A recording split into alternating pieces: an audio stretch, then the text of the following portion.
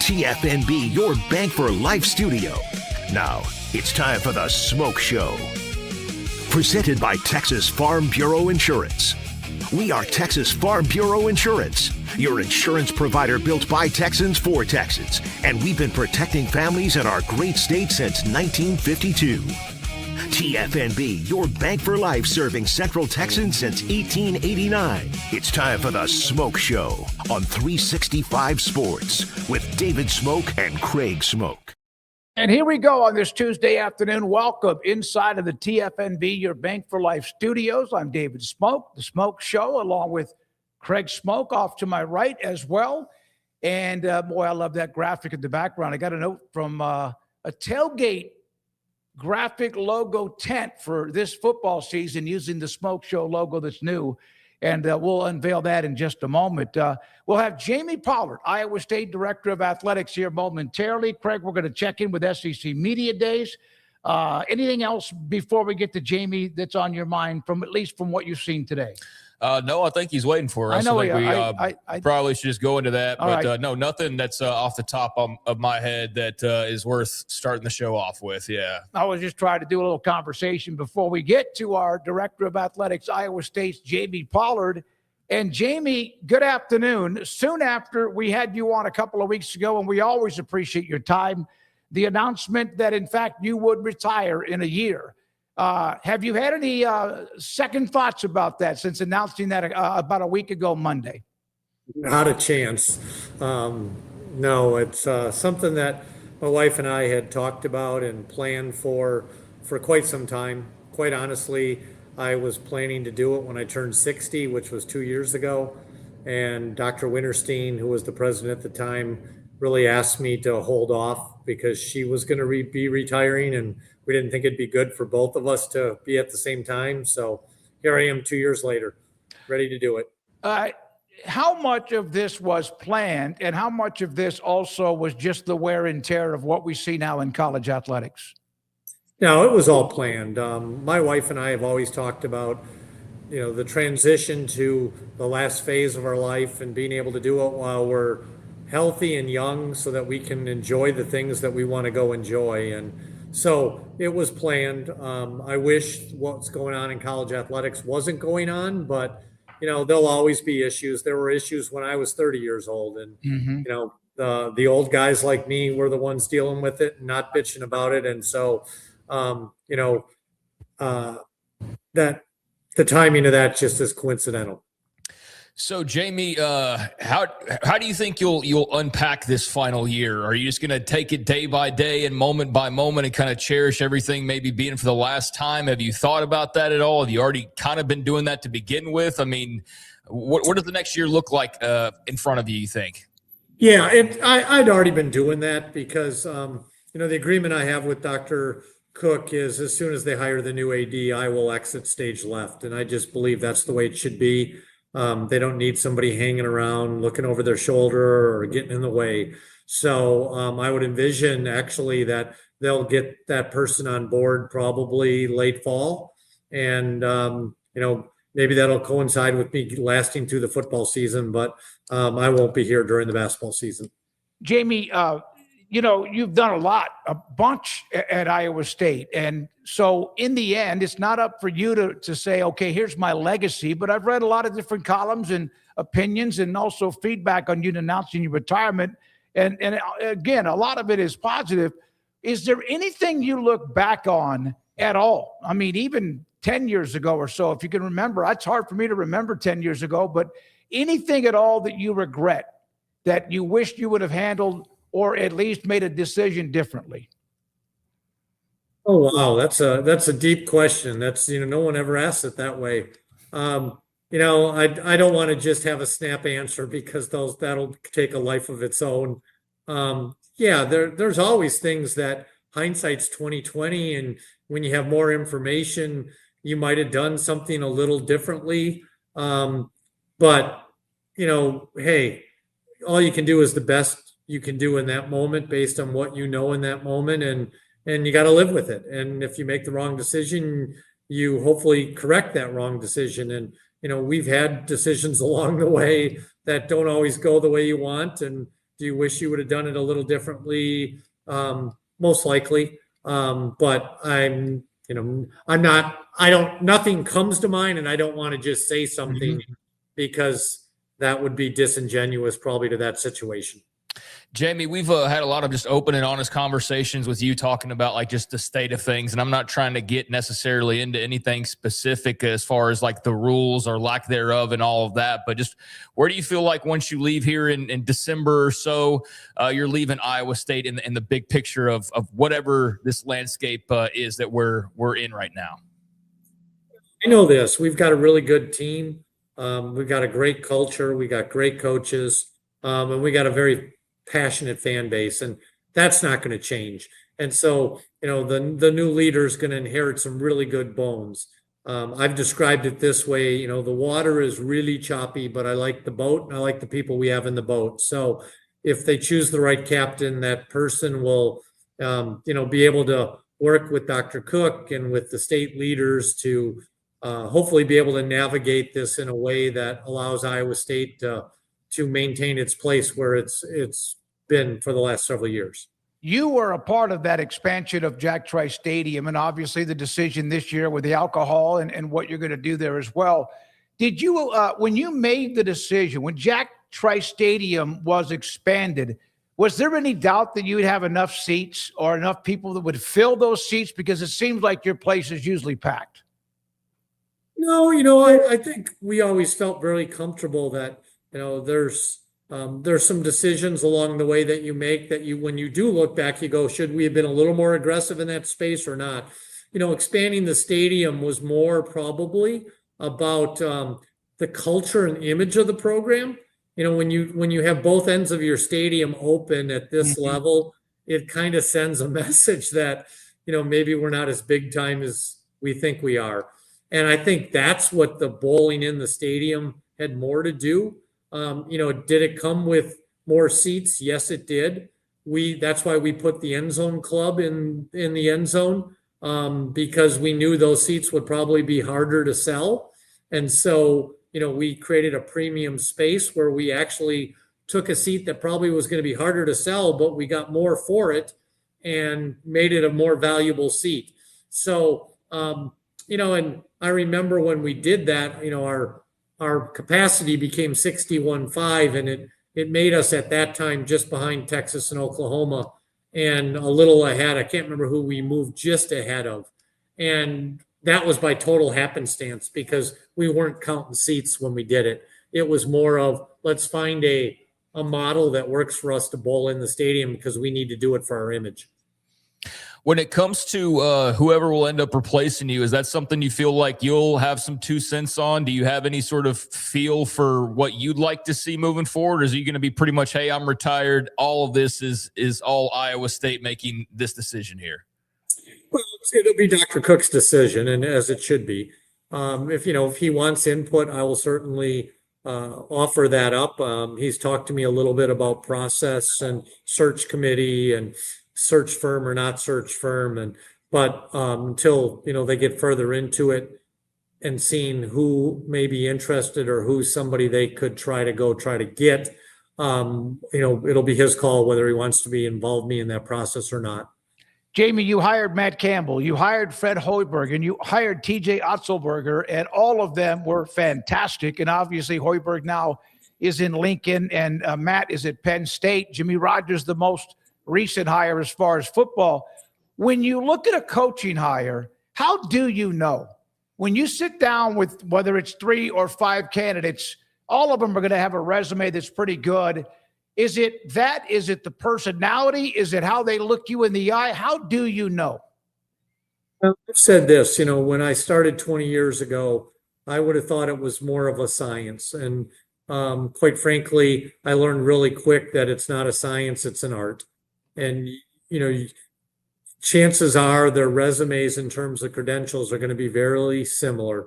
And so you got to figure out who is the best fit for your job, your culture, your funding level, your fan base. And that is like threading a needle. I think the more you do it, the better you get at it, but you don't want to become a pro at it. Yeah. Because that's not a good thing. But I do feel, if I take Coach Rogers' example, and time will tell. I do think, here's the irony of all this is on every Saturday, half the teams have to lose. So half the ADs that make their hiring choices are wrong. You just hope that you're on the right side of that line more often than not. But, with Coach Rogers, I knew about him, but, I had the opportunity to meet him, and that was well, discussed. We probably discussed it on the show. I met him actually in Austin, Texas at an event his agent put on. And, I got to know him as a person. I got to meet Haley, his wife. And, I know Justin Sell at South Dakota State, and I knew TJ had been there. And so people that knew him, and when I got to meet him, and he just, he felt like he was the type of guy you wanted to be in the bunker with at Iowa State University. He might not be the right coach if you were the AD at a different school, but he felt like the right coach. And when I go back and think about Coach Campbell and Coach Otzelberger and Coach Hoiberg and many others, as you realize the art, you start to figure out what works at your school and what doesn't.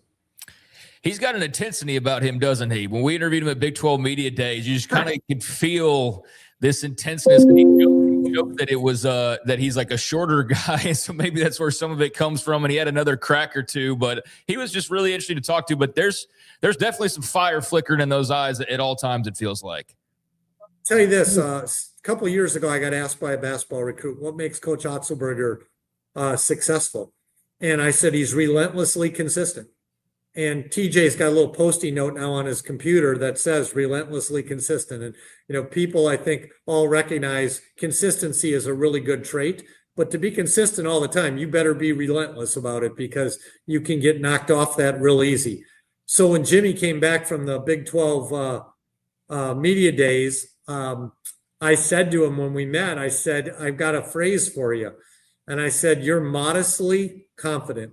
And he looked at me, he goes, what do you mean by that? And I said, well, your modesty, because you're not out there blowing your own horn. You're not talking about all the stuff you're going to do. And I said, that plays really well in Iowa and in Ames, Iowa. Your modesty will help you go a long ways. But your words are very confident. You talk about competing. You talked about we're going to be, we're here to win championships. He told me this, and this is a great life lesson for anybody out there that wants to coach. Some member of the media did a coaches poll. They asked each of the 16 Big 12 coaches, who's going to be in the championship game? And they got to Jimmy last. And when they asked Jimmy, his question was, how many coaches picked themselves? And the interviewer said, only 2. And his response was, do you find that fascinating that 13 Big 12 football coaches already don't think they're good enough to be in the championship game? Whoa, yeah. He said, put Iowa State down for being in the championship game. He said, because I'm not going to stand in front of my team and tell them I believe in doing something if I didn't even vote for us. He said, they're smart enough that they'll go, Coach, Iowa State didn't have any votes. Did you not vote for us? And I said to him, well, you could just say you couldn't vote for yourself. And he goes, Jamie, they're smart. They'll go, Coach, there's 16 votes. And we've got 0. So he said, I'm voting for Iowa State because if I'm going to stand in front of my team, I'm going to make dang sure that they know I believe in them. But the thought that 13 other coaches didn't believe in themselves, that's. And I said to him when he told me that, I said, you're already successful because you're not thinking like a football coach. Yeah, normally they say don't vote for yourself or don't vote for your own player. Yep. You can kind of get a cover for that. But that's a great story behind his vote. You arrived at Iowa State as the AD in 2005. And it wasn't 4 or 5 years later that you started to see the Big 12 get rated with Nebraska and then Colorado, Missouri, and A&M a couple of years. I mean, we had just left Big 12 media days, and it was like one, family, and then you had Texas and OU as well. What was that like from your perspective? And also so many others who are still ADs or not anymore, who also dealt with a lot of that trauma along the way. Well, it's fascinating to go back and think about it. And, it's a long time ago, but to the people I was in the room with, I mean, Tom Osborne, the Lost Dodds, Bill Byrne, the legends in the industry and intensity of those meetings and the Lou Perkins. I mean, just the Texas Tech's escaping me right now. I feel bad that I can't think of his name right now. A longtime basketball coach, but I know, yeah. I feel bad. I can't. Bobby Knight? No. No. The I know AD. Yeah. Oh, yeah. His name's escaping me, and I feel really bad that I can't remember it right now. We'll That's a find senior it. moment. But I mean, Gerald Myers. Gerald Myers. Yep. And so there was just legends in that room, and the intensity of that process of the posturing, and then Missouri was publicly trying to get a date to prom with the Big Ten, and just all that went on, and to be a young guy at that time, the water dripping off the back of my ears, was such a learning opportunity for me. And I feel blessed and honored that I got to be in the room with those individuals and to have been through that process, and to have come out the other side bigger, better, stronger. Iowa State fans owe so much to the Lost Odds and the Longhorn Network, and they don't even realize it, because the Longhorn Network, everyone thinks, was the demise of the Big 12. It actually kept the Big 12 together, because had ESPN not given Texas the Longhorn Network, Texas, Oklahoma, Oklahoma State, they were all leaving to go to the Pac-12. Mm-hmm. And in the end, DeLoss blocked it because he got the deal with the Longhorn Network. And at that moment, he decided we'll share revenues equally going forward, because he was getting this big chip from ESPN on the Longhorn Network. Iowa State, Baylor, Oklahoma State all got better from that moment on, because suddenly we got money that we didn't have before. And the Lost Odds and the Longhorn Network deserve credit for that.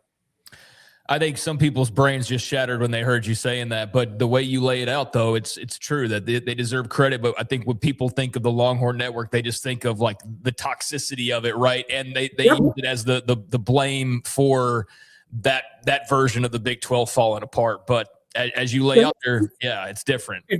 If that doesn't happen, Iowa State continues to be the bottom of the Big 12. You only got on money from TV when you got on TV, and if you weren't good, you didn't get money, and so you couldn't catch up. Mm-hmm. And when we started sharing revenue, ironically, that hurt Texas. Texas, I don't think, won another championship in football or basketball after that. And all of a sudden, Baylor got good, Oklahoma State got good, Iowa State got good, and our facilities, everything that we gained during that time period was because we got a bigger piece of the Big 12 revenue.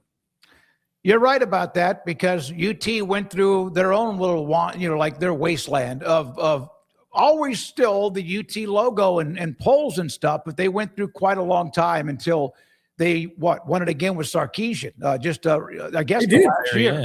Yeah, at the very end. And I'll bet if you go back, I was just doing some research for something I'm working on, and I look back at what our budget was in 2005 and compared to everybody else in the Big 12 and where we are today.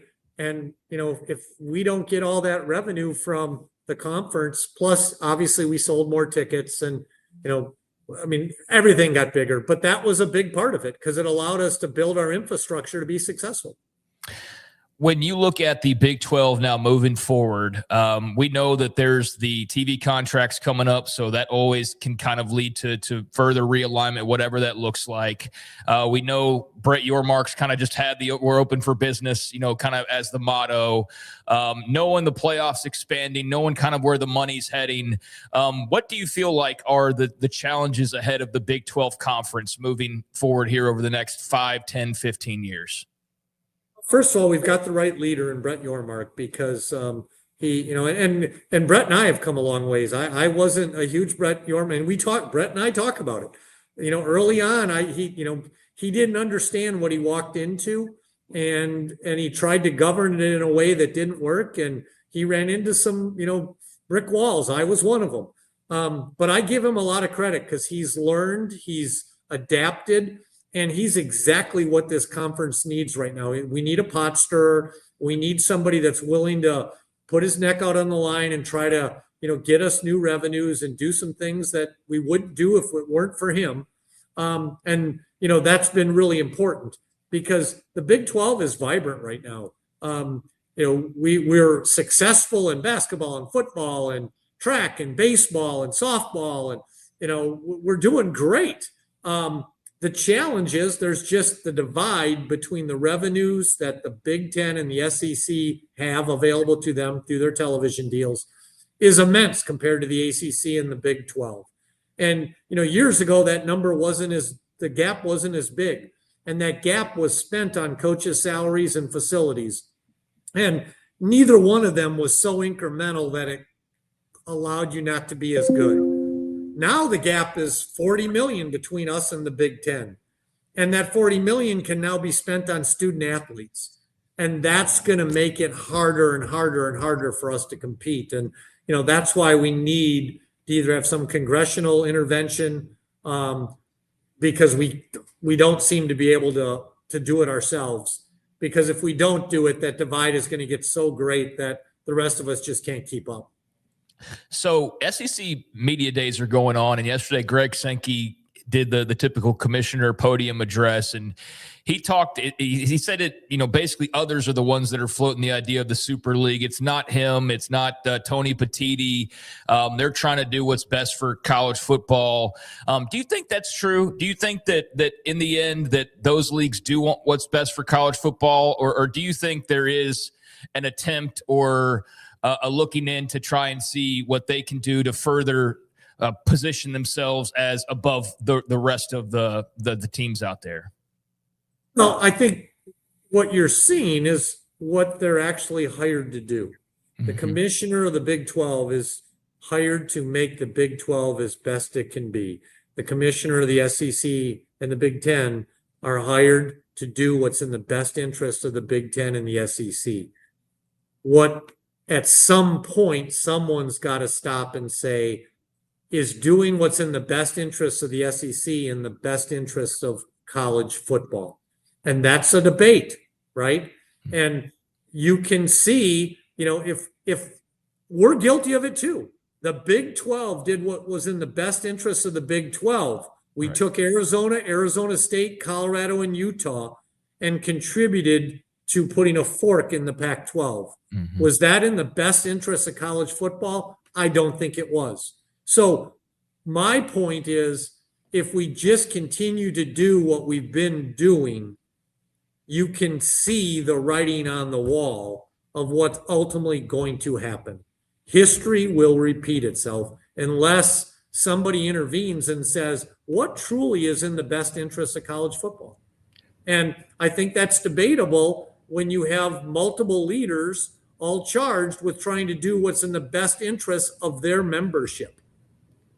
Jamie, speaking of that, for example, when you hear, and you even made a comment, I guess it was earlier this year, let them go, let go. When some of that was brought up, and I'm sure some people wanted to torch you for it, and some people said, my God, thank you very much.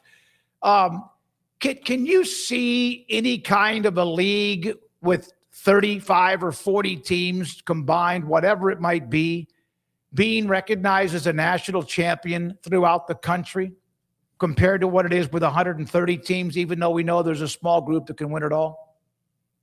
I mean, can I see that happening? I can definitely see it happening. Will it happen? I'm not here to say it will happen, but you can't say you can't see a scenario where that could happen. But there's a lot of scenarios that could happen. And I'm hoping that over time here, calmer heads will prevail and we'll end up in the right spot. I do agree, I agree with the SEC's position on not just jumping into 24 for the playoff. Do I think 24 for the playoff would be a good plan? I do, but not if we haven't worked out all the details and the what ifs and the kinks in the process, because there's always unintended consequences. And so, that's what I like in this whole thing too. An unintended consequence was the Pac-12 went away. And I'm not certain that was in the best interest of college athletics, having student athletes going back and forth across the country and I mean, we've created a scenario that's not, I believe, not in the best interests of college athletics. But, in the end, unless somebody intervenes, that's what they're hired to do. And so I don't fault them for looking out for what's best for each of their leagues. When it came to the rating of the Pac-12, how difficult was that for you guys as a league? Was there a lot of split opinion on that? Was it, hey, kill or be killed? Can you kind of just take us through what you can on ultimately what led the Big 12 to say, no, we're going to go grab these teams because A, B, or C? Oh, it definitely became a killed or be killed, because if you recall, a year earlier, the commissioner of the Pac-12 publicly said at their media days, we are pausing any kind of expansion. And at that time, if you recall, Oklahoma State was posturing, trying to find a way to get to the Pac-12, and some others were too. Had they gone forward at that, had they said at that time, yeah, we're going to expand, the Big 12, Bowlesby would have never got everybody to come together and get that new television deal. And when the Pac-12, as soon as, because no one wanted to extend their grant of rights, but as soon as the commissioner of the Pac-12 said that at their media days, everybody in the Big 12 then came forward and said, let's do an extension of our rights. Bowlesby went out and started the media deal, got the 4 new members. Yormark came in and finished it off. And then all of a sudden, you get the USC, UCLA, you get the rumors about Oregon, Washington, and suddenly the 4 other members are thinking they need to get off a sinking ship. And when we voted them in, we had to dilute ourselves, and that was a big hit. It's a big hit at Iowa State, and we're paying dearly for that financially. But when we've made that vote, we actually use that exact terminology, be kill or be killed. They didn't kill us a year earlier. And so we either we kill them now, or they're going to kill us eventually. It's fascinating stuff. It really is. I'm sure you got like a ton. You you plan on writing a book in the future? Is that something that you'd be interested in doing? No, because I'm too. You guys have had me on enough to know one of my weaknesses. I've always said, if you never lie, you never have to lie. Yeah, I appreciate it. And so I usually say what I'm thinking, and sometimes that gets me in trouble. And so I'd rather not probably write a book, because I would actually say the truth, and the truth might hurt me and others. I really appreciate the honesty, and just one clarification on the Pac-12. So when Oklahoma State was posturing or whatever, what led to them to decide, like, no, we're going to go on this contract? If in fact the Pac-12 was threatening to expand, like, what led everybody to say, no, we need to do this now, as opposed to those who had the opportunity to say, no, we're not getting on board because we might have this other option? Right. The commissioner of the Pac-12 came out and said they're not going to expand. Oh, okay. Oh, gotcha. Yeah. And I would, that would help the Big 12 immensely, because prior to that, there was just this, no one wanted to, no one wanted to commit to the future, because they thought they wanted to weigh all their options, and the Pac-12 might be an option. Do you have for some? Yeah. Do you have time for a couple more, Jamie? Absolutely. We love having you on. This is the part of retirement I'm going to miss. Yeah. Well, and we'll miss you too. Yeah. So it was 5 years ago, I think, to today, when the Texas OU story popped from Brett Zerneman. SEC Media Days was going on. A&M didn't know. Most everybody at Texas and Oklahoma didn't know. And I remember when that happened. Did you feel betrayed? They were doing what they thought was best, and it's been great for them. But you guys had just had media days a week and a half before. What was that like? And was that the one among all of them that maybe was the biggest bruise? Yeah, because it was a gut punch on the timing of it. I mean, look, I get it. I understand what they were doing, and all of us are guilty to having created the mess we're in. So no one can say they're Pollyanna, and they were, we all have blood on our hands. But that one just was a kick in the gut, because the timing of it, you had just been together. if I recall right, Joe C was on the television committee that was, representing the Big 12, and yet he's talking to those same television partners about joining the SEC. So, that was the part that was really hard to just live through in the moment, but time heals, and Chris is a great colleague. Joe was a great colleague at OU. I think Bob Bowlesby would probably say the same thing today, although, it kind of was the end of Bob as the commissioner of the Big 12 because, a lot of people held him responsible for that, and that wasn't his fault. But, it is what it is. Time heals. But how quickly he made the decision, and so did the conference, to go after BYU and Cincinnati. Yep. And I mean, that was pretty, I think within 2 to 3 weeks, we started hearing rumblings about that. How much did that, because without that, who knows what happens, right? Oh, absolutely. I mean, he saved the Big 12 in that moment and set us up for our next TV deal, which we got. So that was really, he deserves more credit than he'll ever get for that, saving the Big 12 at that point. What's the timeline? I have an Iowa State fan that's watching this show and watches quite a bit, Stormy Cyclone, about the latest with Sci-Town and the timeline with that project.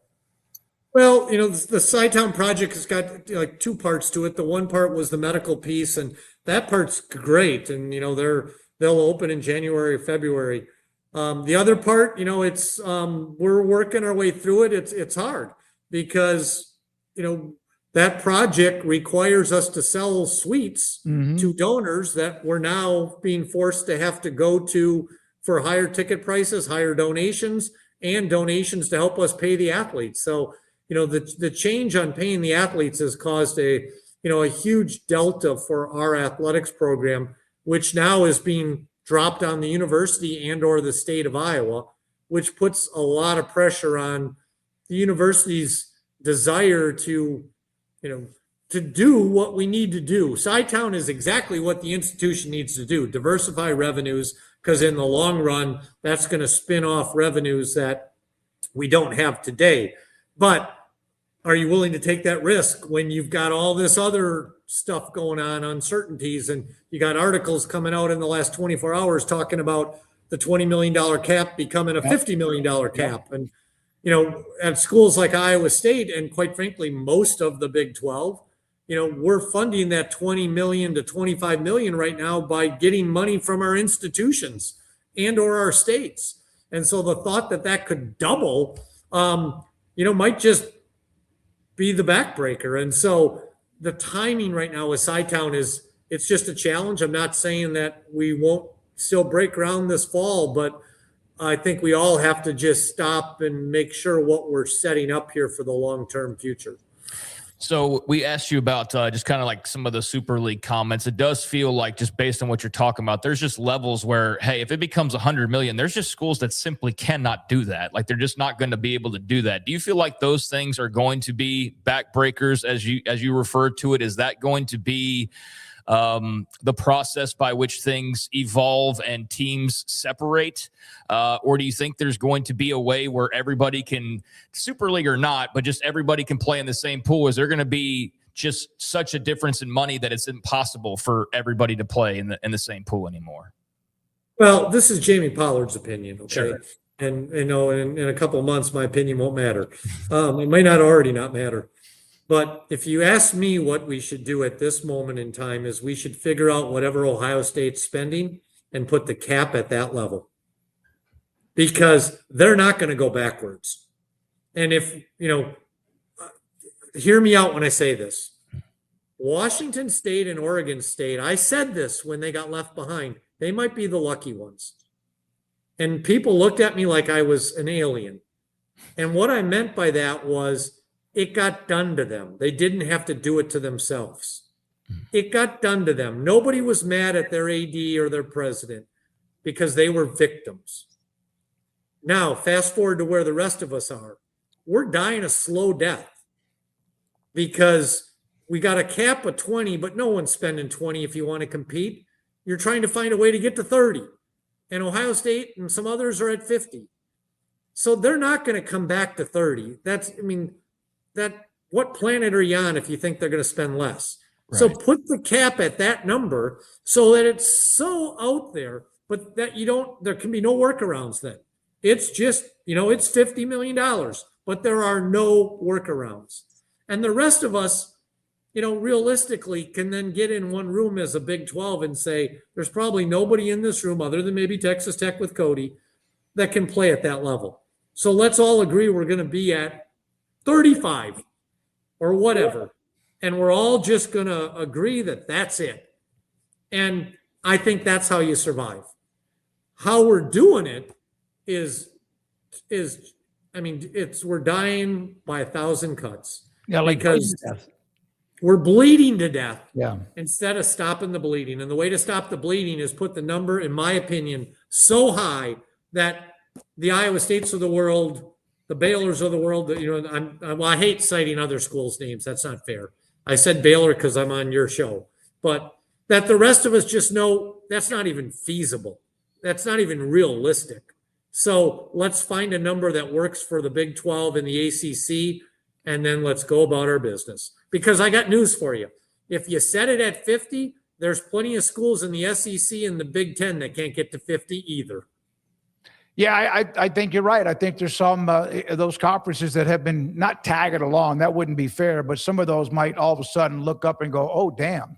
All these years we were, like family, and now we're not even a part of that."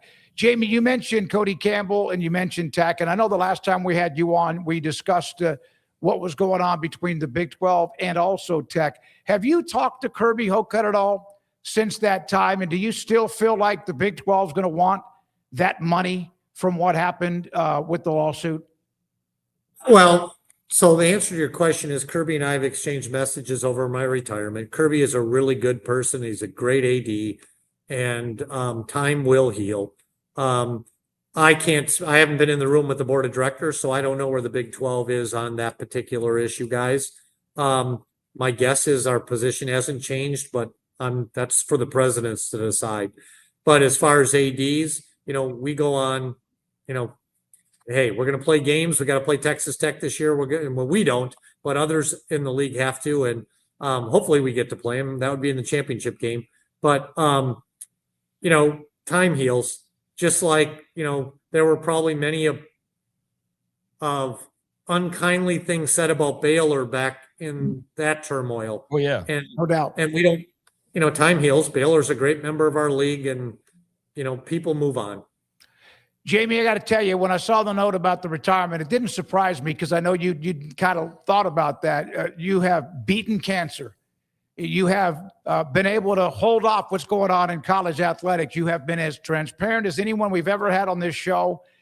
And I appreciate the time today, but also anytime we've ever had you before, and we'll stay in touch, you and I, and also the show too. Well, I appreciate it. I've always enjoyed being on with you guys. As I told you, you're educated on the subject matter, and it makes it a lot more fun to talk with people that know what they're talking about. Thank you very much. Jamie Pollard, wish you the best of luck. Director of Athletics at Iowa State, and eventually retirement around the corner. But one thing I say about him, there are some that may not always, there's nothing everyone says that you always agree with. But one thing you know about him, he's saying exactly how he feels, whether you agree with it or not. And a lot of good stuff on back even when Texas and OU, among all the other times that the Big 12 has had to survive. And even when the Pac-12 had a chance, think about that when George Kliavkoff said, we are not going to look for expansion or look for realignment, and the Big 12 went into overdrive. Yeah, I wasn't even planning on I didn't know outside of a couple things what we were going to talk about necessarily. But yeah, that is the type of conversation you can have with Jamie Pollard, where he's open about everything, that you can kind of just roll with it. And so didn't realize we'd be talking about the last couple of rounds of expansion, but I'm glad we did, because he's got an insight on it that we're probably not going to hear in a book, like he said, because he probably pissed too many people off. But I for one, appreciate the honesty and not getting the company line or the sugar-coated answer. And yeah, like, hey, we were going to die if we didn't do this, or hey, we had to do this, or hey, this, that, or the other. And man, is that just not, we haven't said this guy's name in a really long time, but the Pac-12 and George Kliavkoff by coming out and just the word I kept using back then, and I wasn't personally rooting for the death of the Pac-12. I was rooting for the survival of the Big 12, whatever that looked like. And they had just undergone it with Houston and BYU and Cincinnati and UCF and trying to counteract the Oklahoma-Texas thing. And then you had, obviously more than was probably being talked about outside of paid message boards, your Oklahoma States and your Texas Techs or whoever were also kicking around the idea of the Pac-12. And so for George Kliavkoff, to come back to this word I always used back then, arrogance. Like that's what was off-putting about it, and that's what I think was ultimately the death knell of that version of the Pac-12 was the arrogance. And great example is coming out and saying, "Oh no, we're not going to go take them right now." Well, look where that got you. It cost him the conference. It absolutely cost him the conference, and the Big 12 was able to somehow survive what was with all the Nebraska, Colorado, Missouri A&M, and Texas and OU. That was stunning. Justin Williams joins us from theathletic.com. Justin, thank you for being patient. We appreciate your time, man. We just had Jamie Pollard for 35 minutes or so on many things with his retirement, but a lot of the backdrop and background and how the Big 12 survived 3 different times. Pretty powerful stuff. What will you remember most, if you don't mind, about Jamie Pollard as the AD at Iowa State? Yeah, listen, you're always welcome to go long, and when you have someone like that on talking, especially in place for me. It's funny, my colleague Scott Docterman wrote a great column last week when Jamie announced his decision. Doc's been covering Iowa and Iowa State for a long time, and just basically the fact that how important, Jamie Pollard's the most important figure in Iowa State athletics history, one of them at the very least, if not the most. And that's certainly what sticks with me is, someone that advocated for Iowa State at every turn, that definitely elevated Iowa State, probably above what most people would have expected out of them, whether that's hiring coaches or just keeping them kind of competitive and at the forefront. And so it was interesting, to hear him talk about kind of that history of the Big 12 and all the different machinations, because I think he was a very important piece for Iowa State, but also just a really clear-eyed, respected leader in the room for the Big 12 and in college athletics. And so, excited for him that he's retiring and moving on after next year. Is certainly someone that, as a media member and a college sports fan, sad to see him go. Justin, you've covered a lot of Cincinnati over the years, and looking back on that time period and how exciting it was for schools like that to get this, I guess you could say, call up at the time. Where do you kind of evaluate where Cincinnati is here 3-4 years later? Yeah, look, it was great timing in the moment for Cincinnati in the sense that they had just gone to, or I believe they're in the process of going to the college football playoff in that 2021 season. They'd gone to the Peach Bowl the year before. Luke Fickell had really kind of elevated them. The basketball program, which has had a rough couple of years, has always been strong and always had support. So they made sense, when it was that kind of group of 6 teams in BYU that moved up to the Big 12. Having Cincinnati in there was kind of a no-brainer at the time. In retrospect, in the time since then, the timing has been tough for Cincinnati because Fickell leaves and goes to Wisconsin. They had, not gotten the basketball program to where it was in kind of those Mick Cronin, Bob Huggins years previously, obviously. And so they're kind of fighting an uphill battle with their coaches, that they've been fighting an uphill battle in terms of making that jump from a group of 5, group of 6, whatever program to the power conferences. They built a brand new $135 million indoor practice facility for football. That's great. That stuff matters. But financially, it's one thing to kind of be, spending like a power conference team, kind of spending a power conference budget as a group of 5 team. And then just as all of that's hitting and you're kind of, as a program hoping all right, here comes this power conference windfall. That's when the house settlement and revenue sharing and all of that hits. So when you think you're going to have a little bit of a rainy day fund or maybe a little bit of a margin, now you're trying to crank it back up again and figure out how can we compete with these teams that have been bringing in this power conference money for decades now. And so it's been a tough transition for Cincinnati. I don't think anyone would try and tell you otherwise, but I do think you're seeing the commitment in terms of that new facility that's built. They just hired a new basketball coach in Jared Calhoun, who's had a lot of success at Utah State and other places. And I do think they are trying to recruit and compete at that at least Big 12, ACC level, something Jamie Pollard just kind of talked about the differences there. But it's been a tough few years, and certainly when you look back at when they got invited and they're in the middle of this college football playoff run, it's hard to argue that the first couple of seasons in the Big 12 have really not gone the way that I think Cincinnati hoped, and certainly that maybe anyone expected. Were you surprised? Have you been surprised Fickell has struggled like he has at Wisconsin? A little bit. It's interesting. They're kind of different because they're in the Big Ten, but they're another one of these schools who I think they were a little bit slow, on the NIL roster budget front. They've kind of talked about this, that I think they're making an increased investment this year heading into this 2026 season. So I'm interested to see how that goes. It's obviously been a struggle to this point. So this will be year 4 for Fickell. The first 3 have certainly not gone the way that he or anyone expected. That was 2022 when he got hired to Wisconsin. That was probably like the most universally praised hire, certainly of that cycle, and probably that we've gotten in a long time in college football. He just seemed like such a perfect, ideal fit. They've had some quarterback injuries. They had a brutal schedule last year. I am curious to see how they do this season. I think with a little bit better investment and honestly a little bit easier schedule, at least on paper, I think they have a chance to kind of make some improvements. Now, will it be enough, considering the struggles he's had, for Fickell to kind of keep his job and maybe turn that fan base around? It's going to be a tough task, but I do think they have an opportunity to do that. And I certainly still think Luke Fickell is the type of coach that can have success at that level.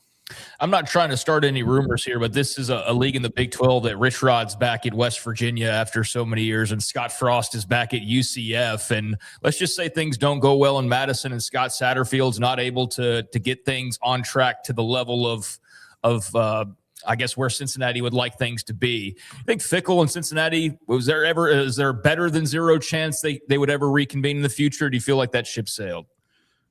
Look, when Rich Rod went back to West Virginia, all bets are off for me in terms of someone going back. That seemed like it was as impossible and toxic a departure and situation.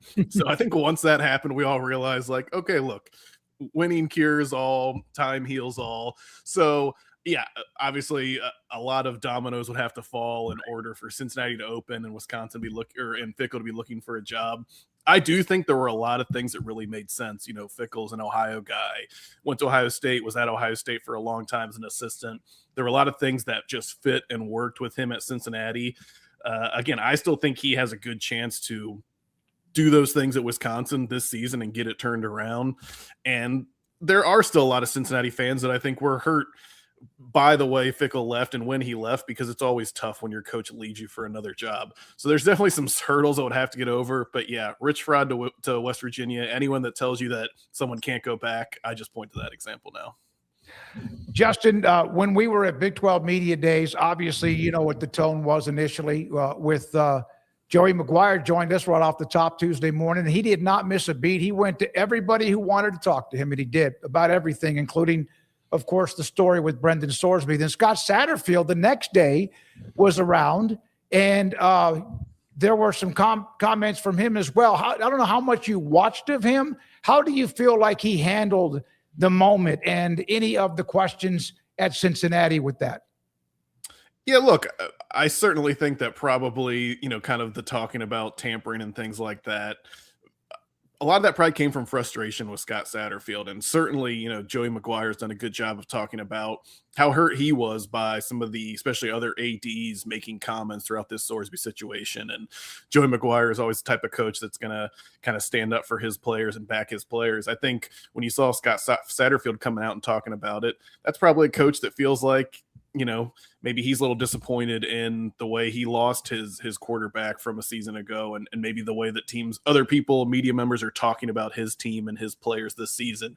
So my guess is there was a sense of frustration that, a lot of the storyline has been about Brendan Sorsby and what did Cincinnati know, about that and kind of the struggles the program has had. And I'm sure he's sitting there thinking like, hey, this is a guy that we wanted to keep last year and had a bunch of people kind of coming after him. So I certainly think that was probably the theme of a lot of the Big 12 Media Day, right? Was frustration, whether it was Texas Tech, or whether it was, some of the things Brett Yormark had to address with questions about Texas Tech, and it kind of spilled over into Cincinnati the next day. There's no Brendan Sorsby. We know that, but I'm still looking forward to that October 24th meeting where Texas Tech goes to Cincinnati, homecoming for Cincinnati, kind of maybe a new rivalry in some senses. I think that even with the struggle Cincinnati has had, I feel like that one's going to be worth tuning into. It's not going to be as big as LSU and Kiffin going back to Oxford and Ole Miss, but that's not a bad maybe column of return engagement with someone who has been there. With that case with Texas Tech, of course, in Cincinnati because of the transfer quarterback. So yesterday, Greg Sankey went out about everything, about how more people watch the SEC, bigger stadiums, and although the Big Ten's got a bunch, and it does seem like it's bothering them about what's happened the last 3 years, that they have not only played for a national championship, but won it. It seemed like they were somewhat on the defensive yesterday. Do they need to be, or do you feel like that's just them trying to set up the college playoff for this year? It certainly seems like, look, nothing the SEC or Greg Sankey does is impromptu or not calculated. So I certainly think there was some kind of trying to reset the narrative, and setting the narrative is easy when you are winning national championships and you're kind of clearly the top dog. I feel like the past couple seasons have now had to kind of fight against that. And so, it's easy for them to maybe come off as a little defensive. It's certainly a lot of people out there who are probably wanting the SEC to be defensive based on how it's gone. I wasn't surprised by some of the talk about whether it's posturing for the playoff or talking about TV ratings. The thing that keeps shocking me, I know you guys have probably talked about this, is this idea of the SEC breaking away, whatever that looks like, whether it's, certainly rules and self-governance, can look different than completely like breaking off on their own. But just, if you look even at recent history, I understand this idea that coaches and administrators say they want to be governed and they want to have rules, but then they don't necessarily show that with their actions. But the SEC's been at the forefront of that.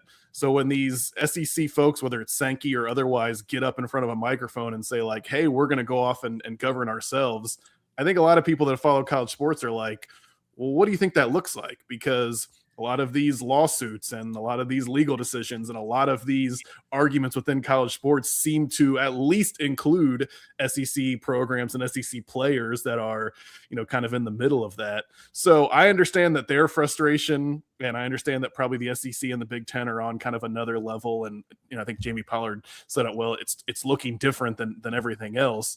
But to me, that's what kind of the most confounding thing is, okay, you say you want to be governed and you want to have rules.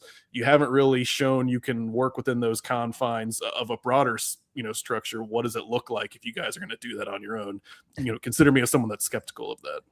Yeah, same here, Justin. And it's interesting to me that you hear Greg Sankey say, oh, well, that's other people talking. And then yet the second later, he's talking about, well, if they don't change something, we're going to have to break away. And it's like, oh, no, that's just other people talking. Here's Kirby Smart's like, I've been thinking about this for years. And it's like, so it's not just the media making this up. I mean, you guys are adding something to it, but I'm kind of with you. I understand that they want no salary cap and they want no ban on expansion because that favors them more than anybody. But then they want these other things that everybody wants, like antitrust and contracts and all of this. And so my question just been is like, how are you going to get that done by yourselves versus not being able to get it done right now? And I hear people say, oh, well, they'll sign contracts, but I mean, good luck with contracts that are going to prevent any lawsuits. it doesn't really make sense to me, that part of it, at least.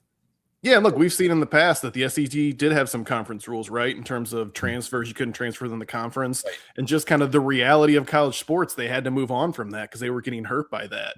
And so, yeah, if you're starting to talk about whether it's a salary, or a revenue sharing cap or a salary cap or getting rid of any kind of a cap, whatever that looks like, I'm with you.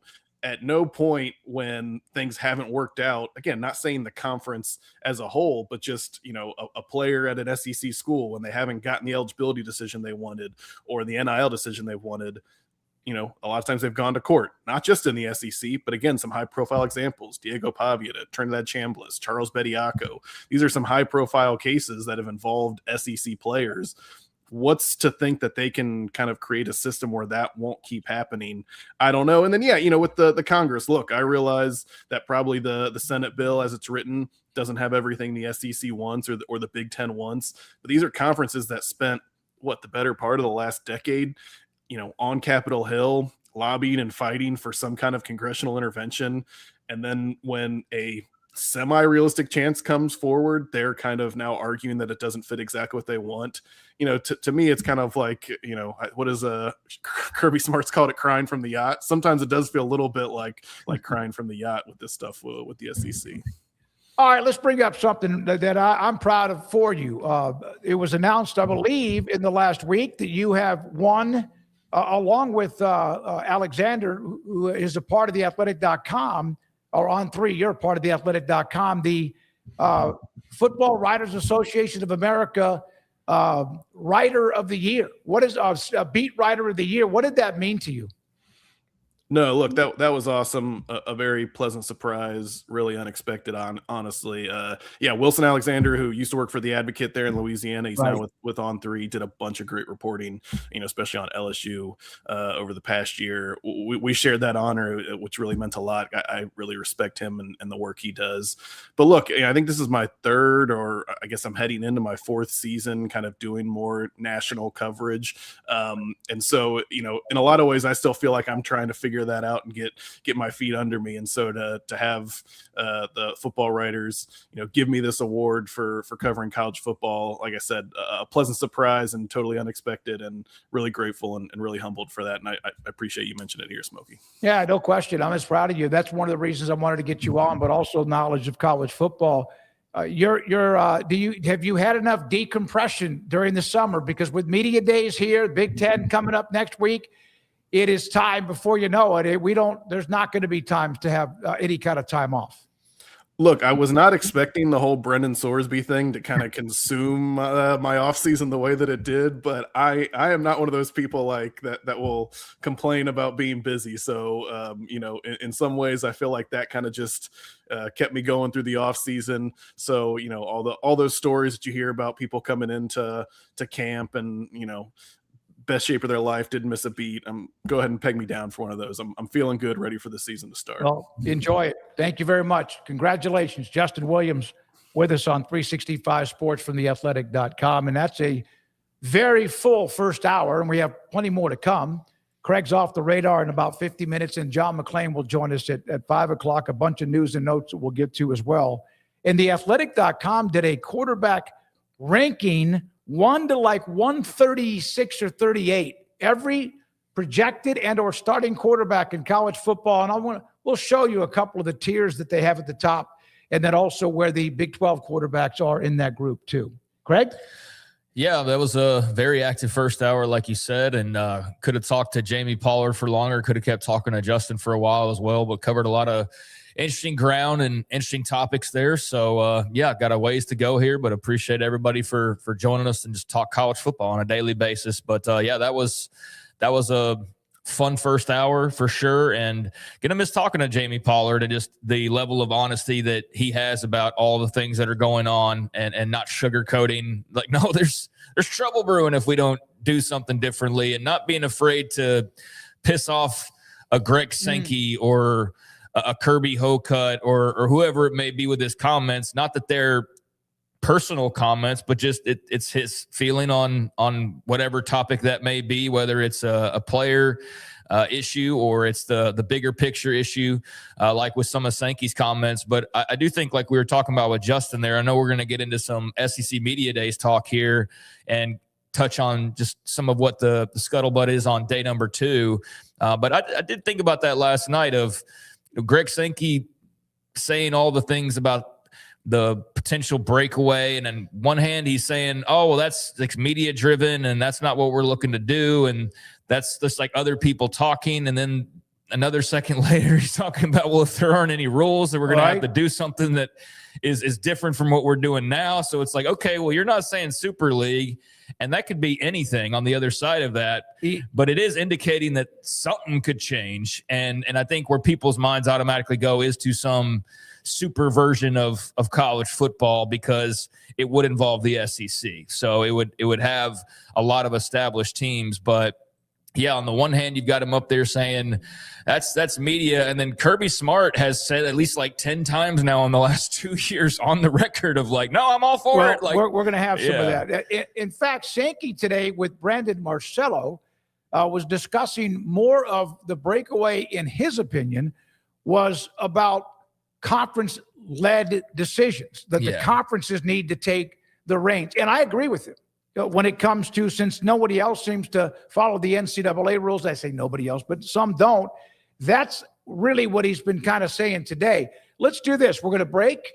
We appreciate Jamie Pollard. Thanks to Justin Williams. We'll come back and look at some of the headlines. We'll hear from Kirby Smart about the conference commissioner saying and mentioning breakaway and a few other notes as well. Busy first hour. Thank you for being with us. Hit the like button if you haven't. This is the Smoak Show on 365 Sports.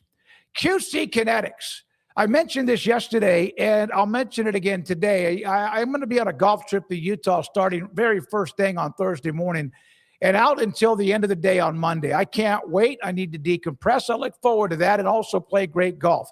But while I was kind of just putting things off to the side where I live for making sure I wouldn't forget it, because I got to do that with my attention deficit, I put my jogging shoes, I have 2 pair, rotate through them a lot, and I put a pair of my jogging shoes, Brooks jogging shoes, off to the side.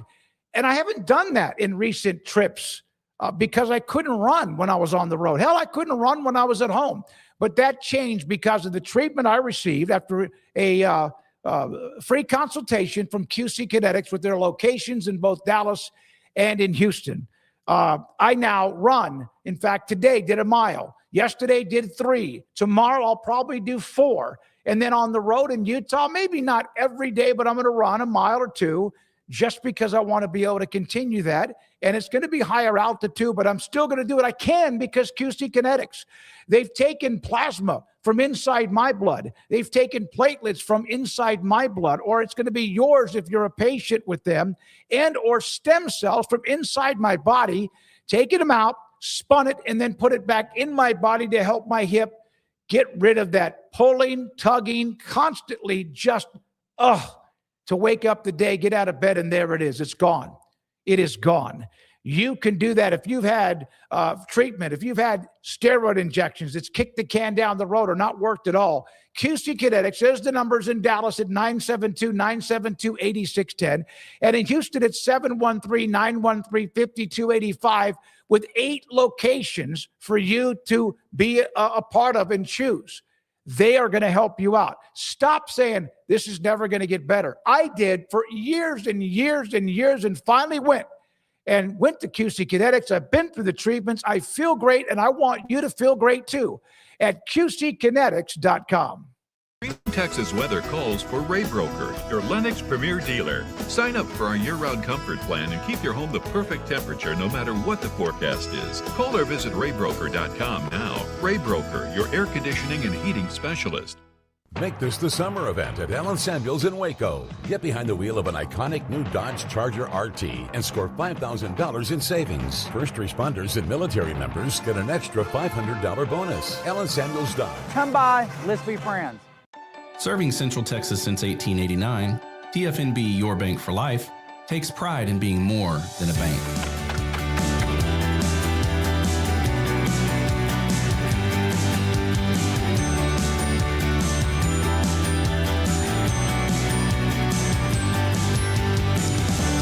TFNB, we remain committed to these principles. If you value them too, come join us. TFNB, your bank for life.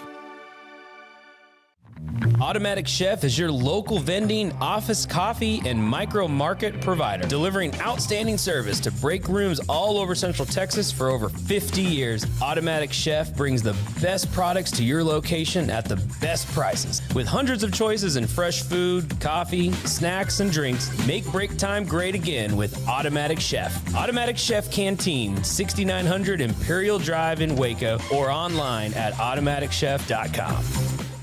If you need legal advice on medical malpractice or personal injury, 18-wheeler accidents, or criminal, probate, and estate planning and transactional work, including private equity acquisitions, buying and selling businesses, and employment agreements, please contact David Dumas at the David Dumas Law Firm at daviddumaslawfirm.com.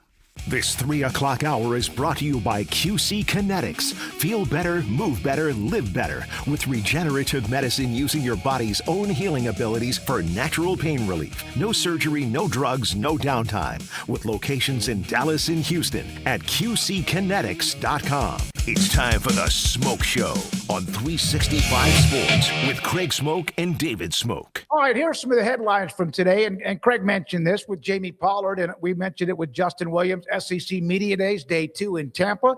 And oh, by the way, there were Greg Sankey comments today when asked about what he meant by breakaway. And he is now positioning that more so about conference control and rules and rather than like taking your conference and leaving. Now, a lot of others may look at it as that next move towards Super League, whatever, but that's what he has been saying. He meant more about control of their environment and of everything else rules if they're not going to be able to get it done at the higher level, which is the NCAA.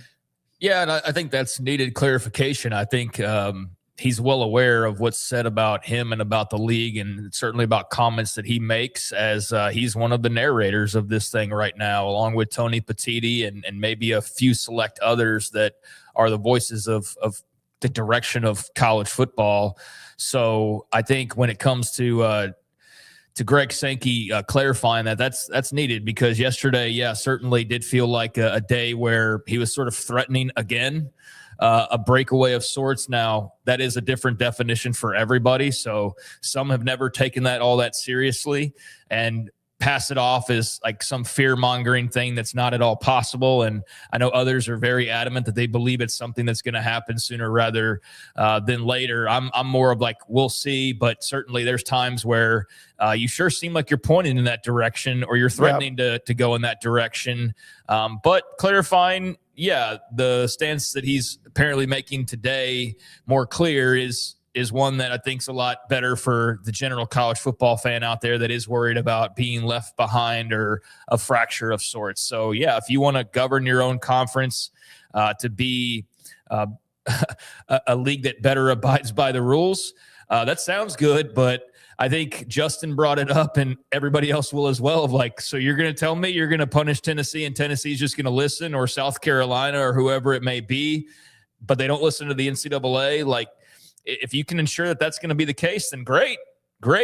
I just think that the danger of conference control is that it is you after all. So you've got to be careful of punishing yourself and doing something to one of your own that then creates fractures or some sort. So you're going to be able to wield the hammer and lay it down on somebody if it's going to in turn hurt you to some degree.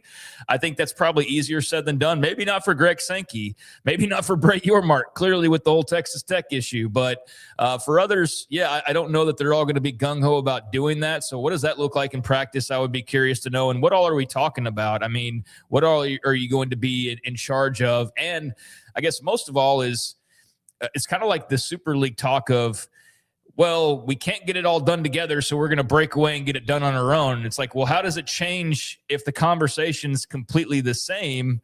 I guess you feel like on a conference basis, you can get everybody to sign contracts that say we will never do this or we will never do that otherwise they're not going to sign right now because of the anti-expansion rules that people are trying to throw in there, or the cap that you don't want, particularly for the SEC, or some of the things that you don't like about that bill. But those things are still going to be there, and it's still going to be an issue. So I just think with conference by conference, it could work if your schools are actually going to follow their leader or their spokesperson in commissioner's case. But what does that look like in practice across the country? I think is the question I have. And are there different rules for different conferences? So is everybody still not really on the same even playing field? Not that they should be. I think if you make more money, you should be able to spend more money. I don't think there necessarily should be a cap, but I understand why schools need there to be a cap in some ways. So yeah, I would need to know more details on self-governance. I do think there's probably some things that would be easier taken care of, but I also think there's a way where it could be manipulated. And I don't know. I would need to see more, like I said, on that. Yeah, so that's kind of what he's saying to Brandon Marcello. Now, earlier, Georgia, Kirby Smart, they're on the clock with 4 schools, 4 tomorrow, 4 Thursday in Tampa. And he was asked the question about, in alluding to what Greg Sankey mentioned about the breakaway. And I do think that there are like 2 different parts of a breakaway. Some that people think is the launching of eventually a super league. And then there's what Sankey was trying to clarify today, and maybe because he didn't clarify it well enough yesterday, about control within the conference. Here's Kirby Smart. That future. Yeah, I've actually been saying that for a long time to our president and our administrators that, my frustration is I sit in a meeting and so many times I sit in a meeting, and I learned this, I think 11 years ago, my first SEC head coaches meeting. I had a coach tell me, we will not get anything done in these meetings because we don't have any power or any control. We sit and say what we want, but that doesn't necessarily come to fruition. So I've learned that, until we get governance and we have someone that actually has the power to make decisions, or we can make decisions within our own community, we're not going to have much control. And that's unfortunate, but that's where we sit right now. And if that's the best alternative to get everybody playing by the same rules, then I would want to do that. Within our own community, what he means by that, within the SEC, having control of some of the rules, because now with the NCAA, there is no control of the rules. But here's the thing that this is why I said I would need more details on what this actually looks like, is you already control pretty much everything. You and the Big Ten are in charge, basically, of college football. You are the ones that stand to gain the most from any further realignment, because everybody's just waiting for, at some point in the next 3 or 4 years, you guys to go ahead and deal the death blow that was dealt to the Pac-12, or something akin to that. Maybe not the death blow for the ACC, because the Pac-12 did survive it after all. Just it looks extremely different than it did before. Maybe the ACC becomes something else, some other entity entirely. But you would deliver them a crushing blow by going and taking 4 or 5 or 6 of their top brands in some combination between the SEC and Big Ten, which is what a lot of people expect is going to happen in the next round of realignment. So you still have the advantage in pretty much every decision-making facet that is out there and available. The Big 12 doesn't have any control over anything. You call the shots on the playoff. You and the Big 10 have to agree on the playoff.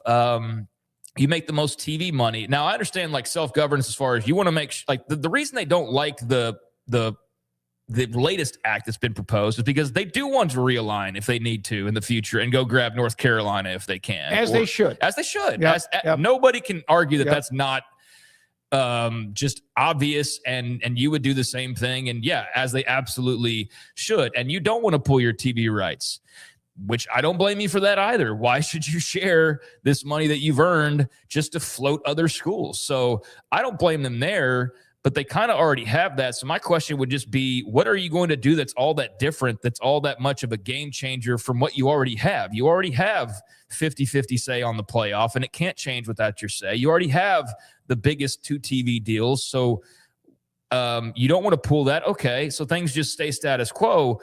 But what are you going to do that's all that different from what the NCAA hasn't already attempted to do? Are you going to go past eligibility rules that aren't going to be sued? Are you going to convince everybody that everybody who plays in your league is going to sign ironclad, cannot be taken to court type contracts, whether it be player or coach, that nobody, the moment you sign with the SEC, there's no suing for extra eligibility, or there's no suing for this or that. If you can ensure that, then that might be the most prudent move and the cleanest move to make.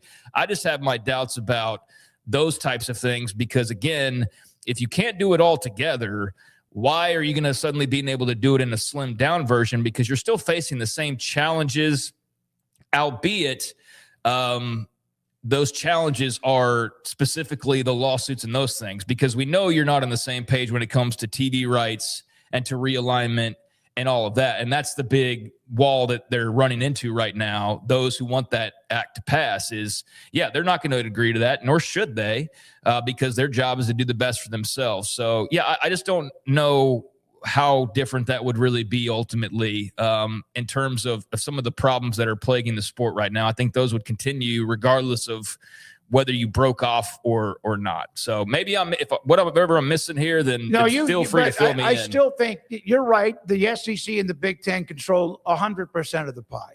There's a slice or two for the ACC and a slice or two for the Big 12, and Notre Dame has a big control of the pie. But they control all that.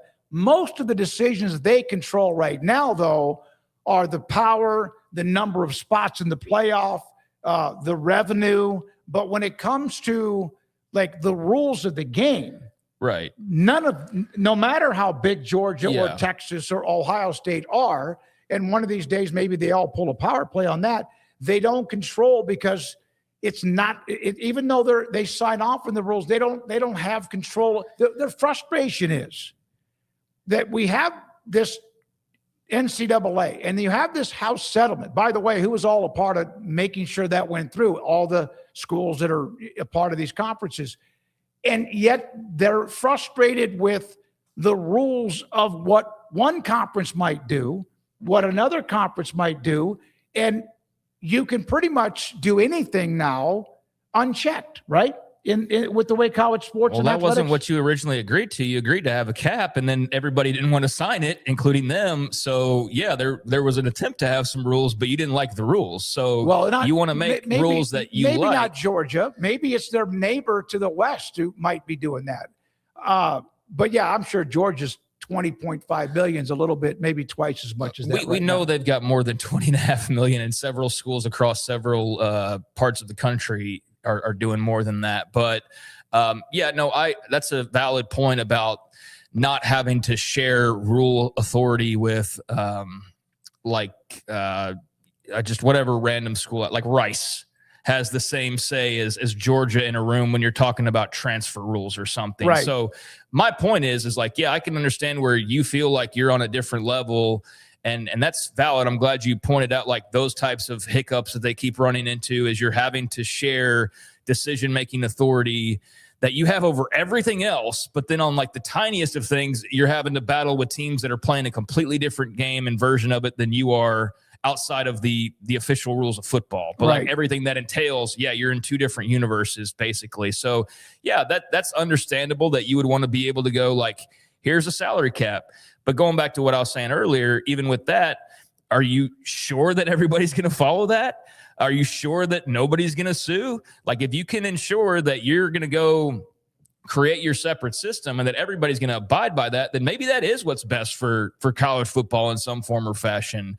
But I'm just hesitant to think that there won't be the same wave of legal mess that is going to be coming your way when you attempt to do some of these things, because I don't think it's as easy as it appears. Obviously, it's taken them years to try to get anything substantial passed, and they've hit brick wall after brick wall. So, I think when you've got the power of the playoff, you've got the TV money, you should not want to share that, because why relinquish any of that power? But if it's about being able to make decisions on a smaller level and not have to go against Oregon State to do something for the sake of Tennessee and Alabama, then you see where there's frustration there. Is it enough frustration to break away? Apparently it's getting to that point, because otherwise you wouldn't be talking about it the way that you are. Yeah. And so there we are. That's Kirby Smart. And a lot of it still comes back to what Sankey said yesterday, who's now spent some of the last 24 hours clarifying it, not because he's like, oh my God, but I'm sure there was a little blowback by what he said, because I watched a lot of other like clips, the short videos you see where they took what he said, and a lot of you who have texted me or whatever and said the breakaway, the Super League, that's not what he was talking about. Not what Sankey was talking about, although that could lead to that again. That would be the next step. But it was more about controlling what you can control and controlling the rules of college athletics. Now, so that's from Greg Sankey today, and then Kirby Smart from today and his response to it as well. And that is a major distinction. I mean, what we think he's talking about yesterday versus what he's clarifying that he's talking about today. Becoming independent from the NCAA. Yeah. So, again, I just don't know how, if the NCAA can't pass rules, you'll be able to. But I guess the answer there is that, hey, there's 16 to 18 to 20 of us. We can do that far easier than 100 plus of us, especially when we don't really relate to insert the blank state or tech or whoever, whatever random school you want to throw in that's not exactly seeing eye to eye with LSU, for example. So, yeah, that makes sense from their positioning. And as Jamie Pollard said, and as we've said many times when talking about a Greg Sankey or a Tony Petitti, they are sometimes looked at as the guys leading college football, but they really shouldn't be looked at as the guys leading college football. They're leading some of the decision-making, clearly not enough, but they are still dictating a lot of what's going on. So at the end of the day, it does almost feel like they're running college football. But in reality, yeah, he's just running the SEC. Nothing more, nothing less. And he's not even really running it. The presidents are taking to him and the coaches and everybody else having their say on what they want things to look like. So he's the spokesperson and de facto leader for that. But yeah, there's the Kirby Smart quotes. Yeah, there it is. Breaking away. Yeah, I've been actually thinking about that for a long time. I mean, he said this 4 or 5 times now. Yet again, breaking away with all of the love and chaos and thirst of realignment since Texas and OU, and even before then. So everybody, like I've had even someone say that there's going to be something during this SEC media days that's going to break. Well, a lot of that's going to be it's hard to do because of all the grant of rights, although we've seen that blown up before. But everyone, more often than not, people are taking the SEC breaking away as if they're going to go have their own national championship, their own conference by themselves. And in this particular case, I think that was overreaction. I even did yesterday, than it being about controlling the governance of the rules of college football. Well, that's why he's out there today clarifying for everybody. Good because for him. Clearly more than a couple people took it that way. And I've seen a couple columns today. And this is nothing new because they came out here recently with their memo against the Protect College Sports Act and had 10 points of what they want to see and the things they agreed with and didn't agree with. And so, for example, some of those were fixes to regulations. Also, they don't want the pooling of broadcast rights, which we talked about. They don't want an anti-expansion clause where leagues are capped or you can't go take from other power leagues, because clearly they want to do that here relatively soon. That's not a surprise to anybody who's been paying attention. They want extra liability protection, but that goes back to, well, how are you going to ensure that if you can't do that now? Like, what's different there? But yeah, I mean, they've made their position very clear. You can see the full list of the things they laid out. I guess it was a week or two ago that they want to see changed in order to get on board with it. And I don't know if those changes will be made, but yeah, that's their position is actually clear. It's just that you've got to make sure when you're talking about disagreeing or doing your own thing that people are exactly clear on what you're talking about, which I guess is what a lot of today has been. Paxton saying that, he's spending today kind of clarifying it. Sankey is that perhaps he accidentally leaked something out. He didn't leak out anything. He said what he said, and it was also by as much me or possibly you and others looked at as if it was. Oh, we even discussed it. You're going to play your own national championship. You and I talked about the Big Ten and the SEC having their own national title. That's what really became the talking point yesterday when, in fact, he was discussing the rules and governance not because the Big 12 is not good enough or the ACC is not good enough or anyone else. It's because the NCAA is just futile in anything that they try to do. Yeah, and when it comes to those types of conversations, I think for one, they can just be kind of fun. I also think that it's not necessarily something you're talking about happening this year or even in the next 5 years, but you look at it and you say, okay, if that salary that is on average, the cap was originally $20.5 million or whatever it is, and we know there's several schools, particularly in his league and in the Big Ten, who have a lot more money that have blown past that. I believe Texas Tech's well past that. I mean, various teams have gone past that, and not everybody's on board with having that type of a cap. So Jamie Pollard laid out a scenario where, like, who's the highest? Is it Georgia? Okay, what are they spending? 50? Ohio State, or Ohio State. All right, then the cap is 50. Like, whoever the top. So you can go up to that if you want to. Texas A&M, LSU. But if you're Kansas State, then you're clearly probably not going to get there. But you can. If you have one year where people want to give you $42 million, then awesome. You can do that. You just can't go past 50. My thing there would be, I just don't trust that there's never not going to be some team and some coach and some program with boosters that's not going to go, 50? We're about to do 55. Like, there's going to be somebody who wants to do 55, and then somebody's going to say, 55? Well, we're going to do 60. And that sound like an auction. But that's the history of college football, though. There's always trying to find an advantage and always trying to buck the rules or find a way around the rules. That is ingrained in this sport. Here's one of the best parts of this. The SEC themselves are the ones that have teams who are breaking the rules. So in some cases, that's going to be interesting. And I mean, probably every one of the schools at some point, no matter who it is, maybe some worse than others. But when you do go to your own governance, okay, you're going to have your own people, your own neighbors, your own family who are also still going to break the rules. Well, that's why I'm interested to see how they would enforce it. I guess it would be in the language that you would sign to become a. Can you imagine one of the schools coaches signing it and shaking? Can't do it? I mean, yeah, I can envision a couple coaches in particular who probably would be hesitant to do that. Probably need to check what name they wrote down because, that's a departure from what they've known their entire lives, where it's all been about, hey, how can we find this advantage here and there? Let's do a work program where the guys don't actually work. Let's do NIL deals where the guys don't – it's not really NIL. Let's do any number of things. Let's tamper with this player. Let's – whatever. Let's do package deals for recruits. Everybody's just trying to win, and in some cases at all costs. But I think that, self-governance is maybe the way to go.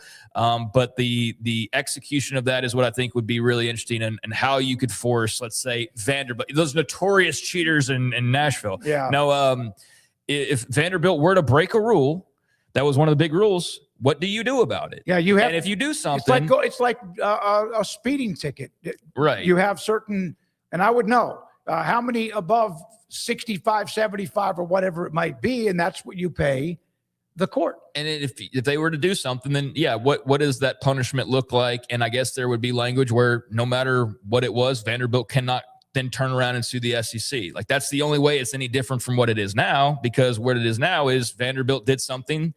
They get punished. They say, we don't like this punishment. We're going to go to court in Nashville and we're going to try to get this punishment reversed. So unless you can ensure that that's not going to happen. Well, otherwise it's not the difference. It's the same thing. Yeah. Amy, it's not unreasonable to think that the next move might come as an SEC only schedule and everyone else has completely different rules. Now, I'll tell you what, I don't know if this got enough attention yesterday, and it's not just because they were canceling games against the Big 12, but the SEC goes to 9 conference games, and so now they're going to eliminate one of the more difficult, whatever it might be, at least some schools, non-conference games. Like Arizona State was going to play, who was it? LSU. Yeah. Not anymore. Arizona State's playing A&M this year. That game's on, and they're supposed to play them, I think, in again at home.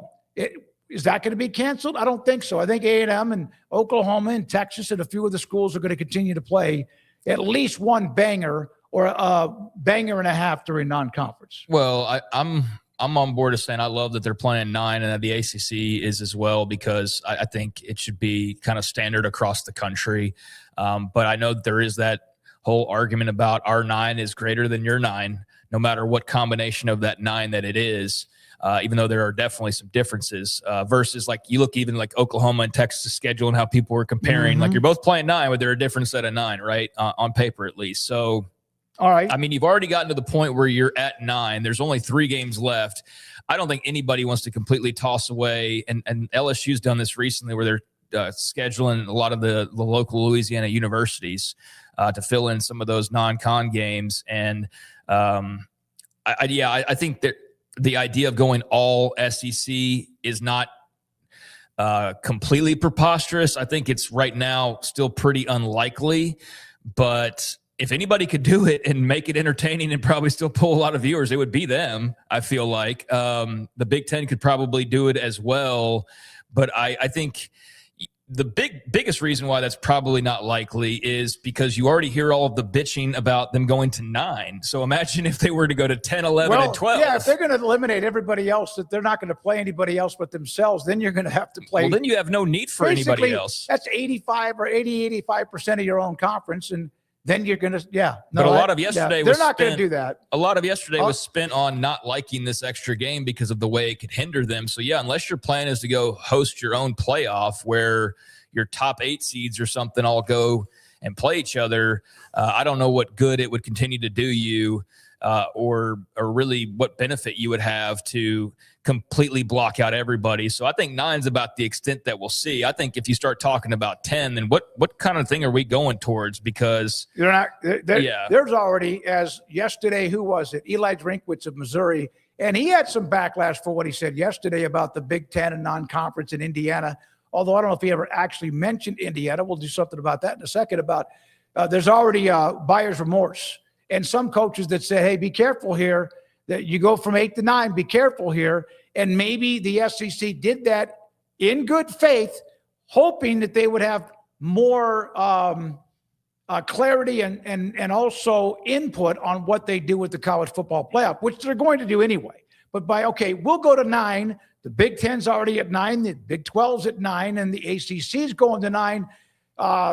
Maybe that's like putting in a token so you get something back. Well, I mean, they're not getting, based on what Greg Sankey said yesterday, they're not getting the respect from the committee for the move already in their eyes. So the devil will be in the details. Yeah, but they haven't even played that schedule yet. No, they haven't, but I think they went into meetings wanting assurances that their 9 is going to be looked at as greater than everybody else's 9. Yeah. And that's the whole point of going to 9, was to create an extra advantage for yourself, that your strength of schedule would be the best in the country. And you are therefore going to have a larger likelihood of having that 5th team that gets in, or that 6th team that gets in, versus a 2nd or 3rd ACC or Big 12 team. I can see the argument at times. I can. I definitely see the argument. I just don't think it means that you should get like 7 teams in. But don't just like fret about it before it happens.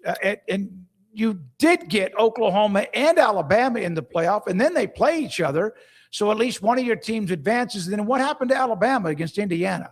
Well, I'm not saying that I agree totally with them, but it was very clear that Greg Sankey was not happy with how the discussions went originally. Doesn't mean those discussions don't change. Doesn't mean they don't get the benefit of the doubt at the end of the year after the season's played, especially if they have a rebound and maybe they are the best league with the best teams when all is said and done. Maybe Texas is the best team in the country, or Alabama, or whoever. Georgia obviously is in the mix for that in the preseason.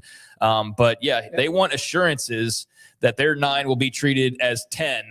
The committee's like, we're not going there yet. You know who's going to get treated better when you play Michigan, or you play Ohio State, or you play someone like that in a non-conference game, and you play 9 conference games, and Texas and OU, among others, are doing that. But you validate, you're playing 9.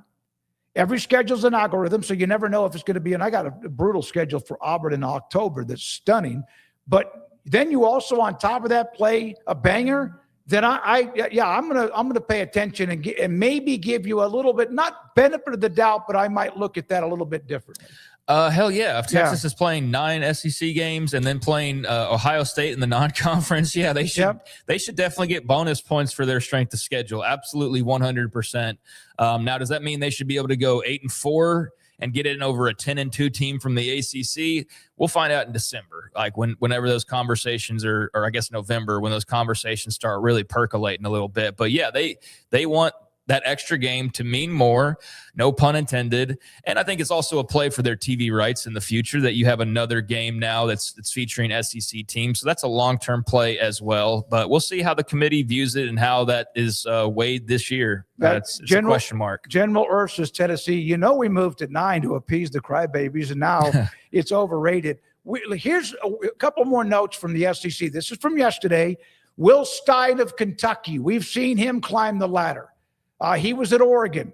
He could have easily stayed at Oregon with Dan Lanning and been able to coach Dante Moore, but he saw something at Kentucky that really did not just the head coaching job, Not just it's in the SEC, but he saw something. He was asked yesterday this question, and listen to his response. Because you can believe you can win here. Why is that? Kentucky historically has fought against a narrative, against perception. Why do you think you can win big here?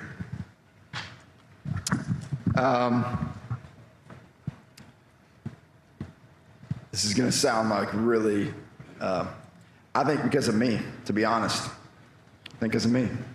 I think I know what it takes. I've seen it at the highest levels.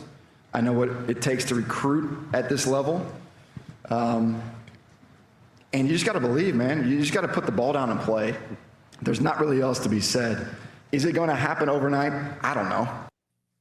Craig mentioned, obviously, he's from Kentucky, but in his comments yesterday as well, this place is incredible. That's why I'm excited. That's why I believe, or else I would have never left Oregon, because of the ability and also the confidence he has in himself. Plus, what Stoops did there was pretty good. It was kind of jaded maybe at the end, but what he did at Kentucky was pretty good because they never really were much a part of the picture in the SEC with an occasional team that was pretty good. I think they're very exciting heading into this year. I'm definitely more intrigued and more likely to watch Kentucky football this year than I have been in years past. And I've watched plenty of it here and there amongst the mix of all the games we get each weekend. But yeah, I'm definitely one of those that, like, that first Kentucky game, I'm going to be, hey, what did they do? What the offense look like? He's bringing a lot of excitement. He's got a fan base that is as passionate as any in college athletics. Now, obviously more known for the basketball side, but man, it's really easy to get people on board with a football team that's winning. Yeah, and so is Indiana, and that's the point. And you see Tom Fornelli making a similar point in using an Indiana comparison here. But yeah, we just talked earlier about Jimmy Rogers from Iowa State voting for Iowa State to win the Big 12 championship in the poll. And I did say at media days, I was like looking at some of these votes, and I was like, clearly these head coaches are voting for themselves, right? Because like nobody in their right mind is voting for Iowa State to win the Big 12 in the preseason. It has to be Jimmy Rogers. Well, it turns out it was Jimmy Rogers. And good for him for admitting it, which is not a surprise, but like to the point of Will Stein or what Fornelli said there, yeah, I mean, why not? Jamie Pollard had a great example there of, so you mean to tell me there's coaches that have taken over that don't believe they have a shot in July to win the Big 12? Well, that says a lot there. So yeah, I do think it comes down to most coaches might not even realize that they could vote for themselves, although maybe that was not in the rule. That or whatever intern they pass it off to fill it out or whatever, like their top 25 ballot. But yeah, I like the confidence from Will Stein. I do think that's the Indiana factor in play, is literally any program that has the backing and wants to be serious about being really good at football and has the right people in charge that can make the right hires, you too can be the best you've ever been. And maybe you can go win a national title. Now, do I think we're watching Kentucky win the playoff here in the next 5 years? No, I don't think we'll probably see anything happen as quickly as it did at Indiana that was not only so quickly accomplished, but at a place like that. I mean, you didn't just turn around Michigan that had been struggling for a few years, or some sleeping giant that had great success. Like, this isn't taking over Nebraska and all of a sudden they're really good again. This was Indiana. It's like the Indiana, worst Rutgers, college football program of all time. Yeah. Baylor back in the 90s, like whoever you would think of as the worst, like they were in that conversation and one of the first teams to come to mind. And he took them in 2 years to a national championship and an undefeated season and beating blue blood after blue blood along the way. Like, it was just so insane even still. And as much as you almost get like tired head of hearing about it, it's like, no, I don't think we've heard enough about it almost in a way, because it is so, like, if you had told me in 1997 that was going to happen, I'd be like, that sounds like a crazy future that no way. That's like flying cars and stuff. Like there's no way that happens. Yeah. If you'd have told me in 97, Nebraska would never win another, like, anything, right, I would have like shriveled up, but I'd do that anyway. But to Fornelli's point, yeah, Kentucky can now feel like, you know what? If this guy's who we think he might be, and if we support him well enough, and he does his thing, then why not us? I think Stoops had, like, for example, they weren't very good last year. They had Texas, just like Mississippi State did, remember, dead to rights at the goal line. just stubbornly tried to run 4 of the straight plays up the middle against one of the best defensive lines with alphas. And I mean, that's a huge win for UT when Kentucky had a chance to get even a bigger one would have been for them had they finished it off. Then there's Kirby Smart now, one more note. So here's a question. It's about Lane Kiffin, and we'll let you listen to it and then listen to Kirby's response. Troll.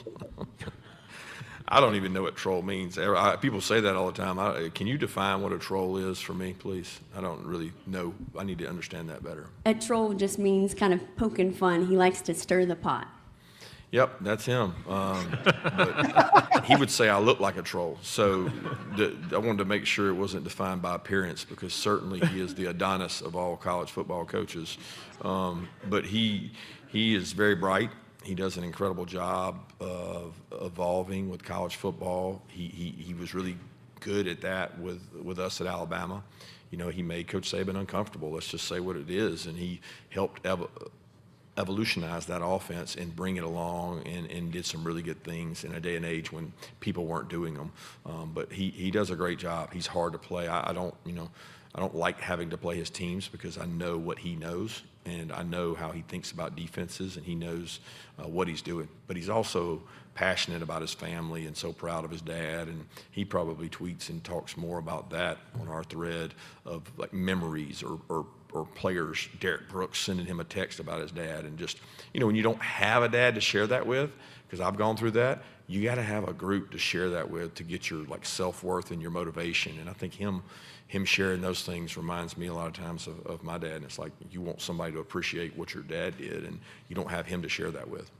All right, there's Kirby Smart. Love that answer too, and also the tongue-in-cheek and humor about Lane Kiffin, who is absolutely good at getting on people and trolling people and having fun with it. And we'll see what he does at LSU, because he's got himself a pretty good program and a lot of talent that's joined him there as well. There's also so we've heard a lot over the last, let's say, year or two about, in fact, a lot of it today about the SEC, their strength of schedule. Some other people want to call it, Craig, the strength of record. It's all, to me, word salad. But Dave Bartu, our friend from College Football Matrix, so a lot of the complaints have been about who the SEC did not get into the playoff when it comes to another team from a different conference that got in the way. Here is Dave Bartu. I don't know if I put this up or not. He said Vandy and Ole Miss were both 10-2. Vandy had the stronger strength of schedule. Why wasn't anyone from the SEC lobbying for Vanderbilt to get in with their strength of schedule last year, or do we just have 9 conference games strength of schedule reset for the SEC big brands? Not one word about the fact Vanderbilt was overlooked by Ole Miss, because that means you're being overlooked. Maybe that should Vanderbilt also have been involved, or like UT, which is one of the arguments. But Dave Bartu put that up last night. I thought that made a lot of sense to me. No, he has valid points. He's good at poking holes in certain narratives, especially when it comes to like numbers and things related to that. He's very good about kind of cutting through a lot of the noise. And I don't know, last year was such a long time ago at this point, but I do feel like there was some chatter about Vanderbilt, but yeah, it wasn't nearly as loud as it was for an Ole Miss. And it's a valid thing to bring up. I think, why we have 9 SEC games, I don't think it was particularly for any other reason outside of just having another inherent advantage in your eyes, at least, which again is what we were just talking about with that strength of schedule not being viewed just yet, at least by the committee, the way they want it to be viewed. Now, we won't know how that is for another few months. We got to let the season play out, start getting in October and November when things start to line up and see kind of where everybody's positioned. But that's a valid point he brings up. I mean, I don't really know how to answer it. I don't think that it's anything other than just, trying to better position yourself, have your 9 mean more than everybody else's 9, and maybe slip in another team as a result of that. And hey, here in about 3 years or so, get yourself an extra few million on that TV deal, because now you have another weekend of games that's SEC teams playing each other versus Coppin State Northwestern State or whoever it might be. So, yeah, I mean, Dave's a good reality check on occasion. Sometimes I can get sort of lost in the numbers. It's like he sees them in a different way than I do. I feel like I'm almost reading Mandarin sometimes with some of the stats and stuff that's out there. But it's like English for him. And, yeah, that's a valid point. Somebody asked in the chat about did Vanderbilt beat a ranked team? Yes, they did. They beat 11th ranked at the time and overmodulated South Carolina. Yeah. They also beat 10th ranked LSU, and eventually they were overmodulated too. They beat 15th ranked Missouri, who seemed to hang around the top 25 with a eventual 8-5 record, and they did beat 19th ranked Tennessee to close out the year by 21. And then had that close game against Texas. Well, no, they lost to UT, they lost to Alabama. Those are the losses they had, and then lost to Iowa in the bowl game too. So they did have some ranked wins. Some teams that you look at strength of record, strength of schedule, then you look at their record, you're like, well, they didn't beat any ranked teams. Vanderbilt did have some nice wins along the way. And that's what's hard, though, when you put that up, is that we hadn't discussed that. Or, I almost feel like with Dave, I've got to do homework to see the point that he's making, breaking it down right, and that I would need to go look at Vandy's schedule specifically and then compare it to whoever else was in contention for that. But, they did have some nice wins and obviously had a really nice year, but it wasn't nearly as loud of a noise. So we'll see. This 9-game schedule is going to be something to behold. And as just a viewer, at my heart, I'm just a college football fan. I always have been my entire life. I just love college football. So, yeah, bring on another weekend of really good games, and whether it works out for them or not really my problem. That's Greg Sankey's problem, but I am going to be glued in and fascinated to see how that works out for them. All right, before we take a break, come back with Off the Radar. There's still a lot of college football notes. Rez, can you somehow go to the Vanderbilt jersey patch, since we're talking about Vanderbilt? Not sure if that's somewhere in that one chunk at the very bottom of that one paragraph. There we go. Since we were discussing Vanderbilt, they've added a corporate patch, SRM Concrete.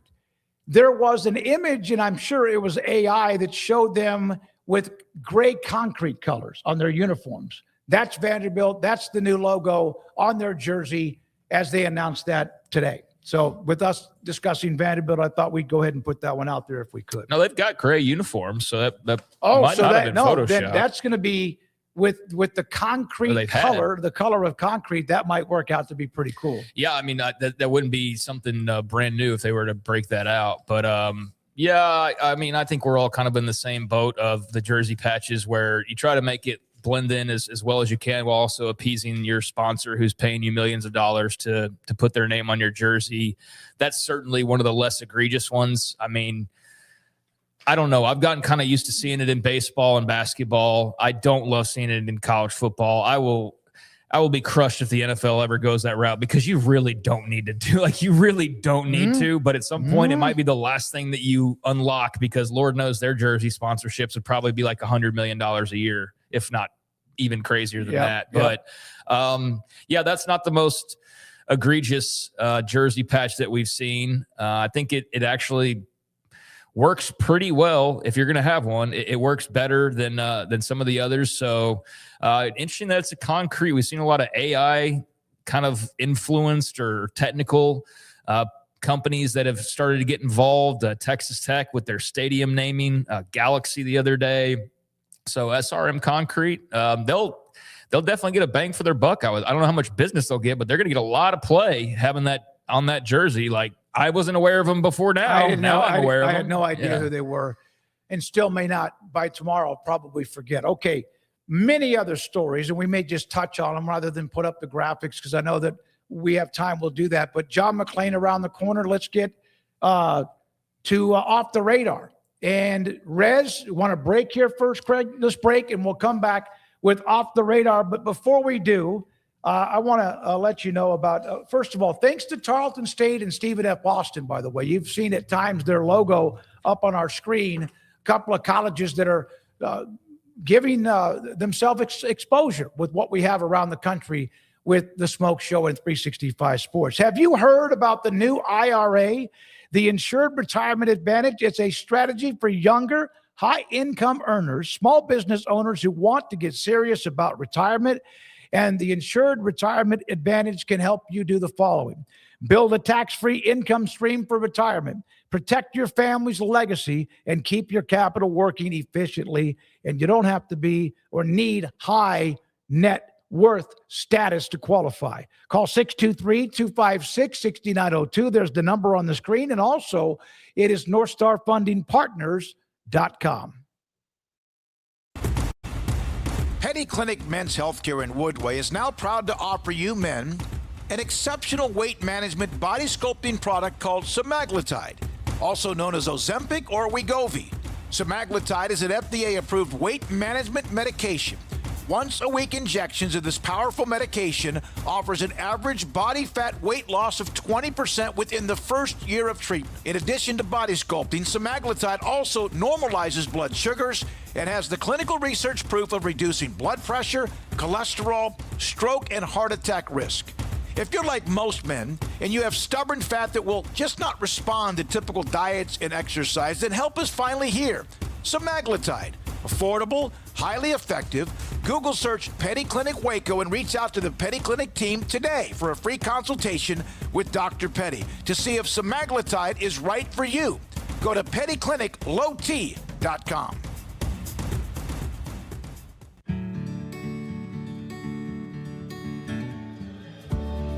Whatever it is you wrangle, whatever seeds you sow, no matter what you nurture or what you choose to grow, at Texas Farm Bureau Insurance, we're proud to protect all Texans. When you play hard, sometimes you fall hard. Sports injuries require special treatment. At Southwest Sports Medicine and Orthopedics, our team of expert doctors provides athletes and active adults with comprehensive sports medicine care, diagnostics. Whether you're in high school, college, or beyond, we'll help you get back on the field. Call on the team physicians for Baylor Athletics. Call Southwest Sports Medicine and Orthopedics. I pitched in the major leagues for 24 years, and let me tell you, I can feel it in my joints. Shoulders, elbows, and knees. Trust me, pain doesn't retire when you do. I tried everything to get rid of the pain. Nothing worked until QC Kinetics. Baseball legend Roger Clemens and other patients are getting lasting relief with QC Kinetics regenerative treatments. No surgery. I trust QC Kinetics. You should too. Let's commit to getting rid of all the pain. Schedule your free consultation today. QC Kinetics. Better starts here. I get those goosebumps every time. I need time. Throw that to the side. I get those goosebumps every time.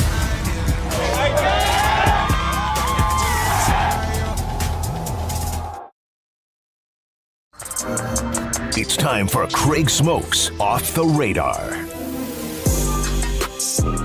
Welcome back to 365 Sports. Appreciate everybody that's rolling along with us this afternoon. Been a lot of interesting topics coming out of or revolving around SEC Media Days and just all things college football, including Vandy's jersey patch. And had to go back and look. I know I've seen Vandy. They've had great trim. They've had great uniforms. I don't know that they've worn them recently. So I don't know if you saw – yeah, let me see if I can find it. Joke about the concrete color, but they could do it. They could do it technically, and it wouldn't be totally out of bounds or against what they've maybe done in the past. So, or maybe you just whoever that tweet is onto something, and SRM concrete gray is going to be a new. I'll see if I can find it though. It was pretty. Color. I thought it was pretty damn cool. Yeah, definitely. Definitely going to be interesting to see how everybody fills that out over time. We've seen Arkansas with the Tyson chicken. We've seen. Obviously various other jersey patches announced. And so, I think going to be real fascinating to kind of see when watching a game this year, what that feels like. I know when I watch baseball for the first time, I go this example every single time we talk about jersey patches, but the horrendously large Nintendo patch that the Seattle Mariners had for a good long while that was just, it was like ridiculously oversized. I hope we avoid that for most teams because I don't think that it being this big versus like this big really sells more Nintendo Switches. But there's definitely ways to butcher it. I hope one day someone releases their jersey patch and it's like the size of a pizza. just to see people freak out, even if well, they're that playing. was where I feel like, what was it, like the Fiesta Bowl was coming close to that with the shoulder patches. Maybe I'm getting the wrong bowl game, but there was definitely a couple of bowl patches we've seen in recent years that they were approaching medium pizza-sized patches on the shoulders. But nevertheless, that's going to be something to get used to this upcoming football season. Meanwhile, football is pretty much over for the United States unless your kid plays it or you're just a fan, grew up, you play it, whatever the case may be. The World Cup's over with. And so in this segment, for those just joining us, we take a little bit of time to just kind of take a look at what else is going on around the sports world. And everything came to a conclusion on Sunday. The Spain-Argentina final, the Spaniards, your World Cup champions for 2026, taking down Lionel Messi and the Argentinians. And it was not the most explosive game scoring-wise. It was nothing compared to the game the day prior, the third-place game with England and France. It was just a scoring frenzy, especially there late. But, man, oh, man, a game that was like probably artistic to some soccer fans, but to more casual people was not very entertaining. It reminded me of a team that has like dominated time of possession, been inside somebody else's red zone 5 times, but turned it over every time. And I was just waiting for that to come back to haunt them. So in Nebraska football? Yes, Nebraska football. They had like 20 shots on goal to none at one point. Yeah, the 0 shots on goal is a big talking point that pretty much everybody's driven home on just how ridiculous that is for Argentina. But point in bringing that up is we talked, I think every sports show in America talked about how much they enjoyed it. And if they didn't, then I'm sure there was some of that too. But I thought it was an incredible event. And, well, the world was watching on Sunday. That's what I'm getting to here. The 2026 FIFA World Cup final apparently drew an estimated global audience of 1.5 billion viewers. So that was the worldwide audience for Spain and Argentina. Over 1 billion people, according to Deadline.com. That was a product of, I think, just the teams involved. You got 2 major soccer powers in Spain and Argentina. I think also having in North America, you had a couple of countries that maybe aren't paying as close of attention that are now way more involved, particularly the U.S. and Canada.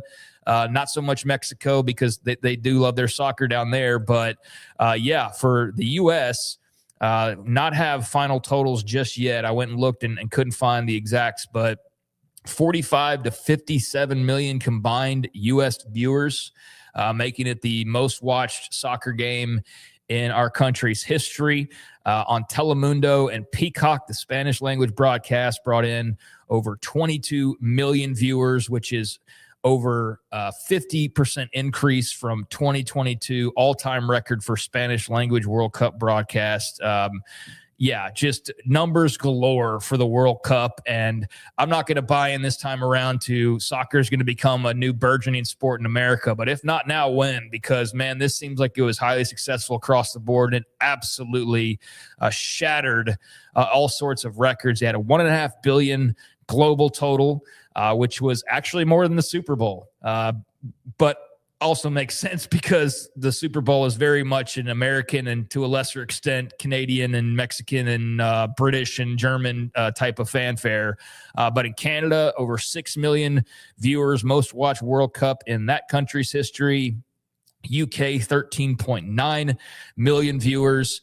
64% audience share. So of those people eligible to watch, 64% of the people were watching the World Cup, had 13.9 million, but peaked at nearly 16 in France.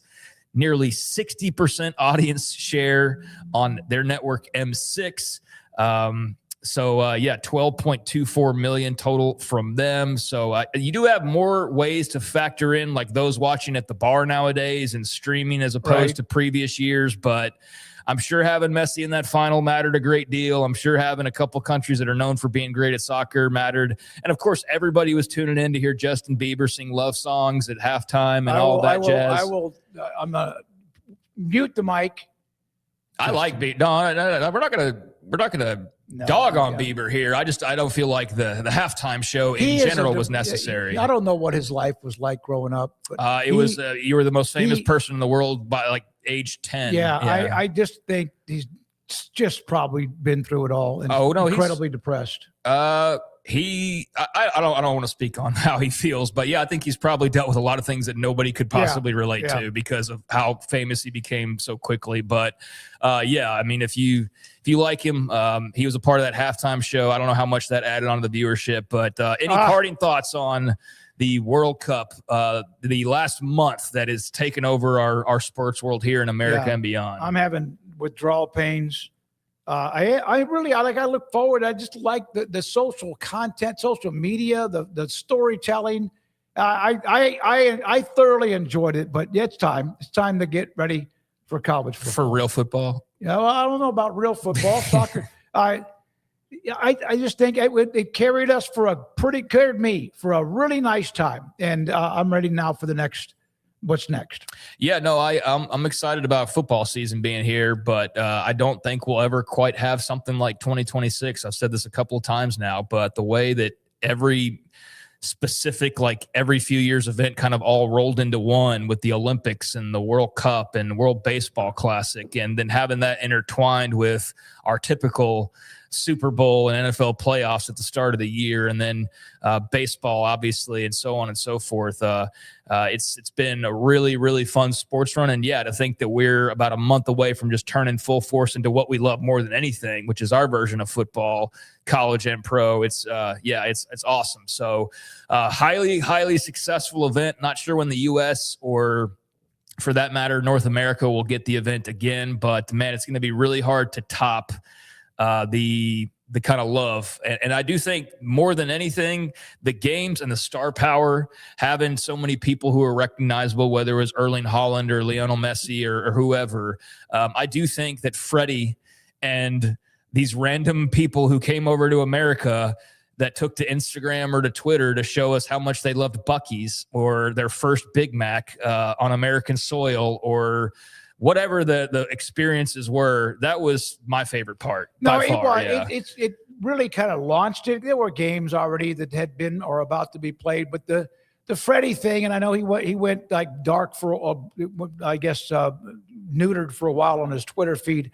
No, dark's a better word than neutered. He just was a breath of fresh air. And even better was because even he had been here before, he was able to like show us maybe what we really have in a time that sometimes people are getting mad about everything, how much really another person who doesn't live here, how much they enjoyed what we have in this country. Oh, no, yeah. I mean, that's not to say we don't have our own issues. I mean, but yeah, we have it a lot better than a lot of other people, that's for sure. So yeah, I think a lot of Americans were able to take pride in how we hosted. And I know that the president has at least made some passing comment about us hosting it entirely in the future. I don't know if that'll happen or not, but I do hope it happens sooner rather than later, either this North American alliance that hosts games or the U.S. on its own or whatever, because it made the World Cup way more fascinating and enjoyable. And I think it made a lot of new soccer fans. I don't think it's going to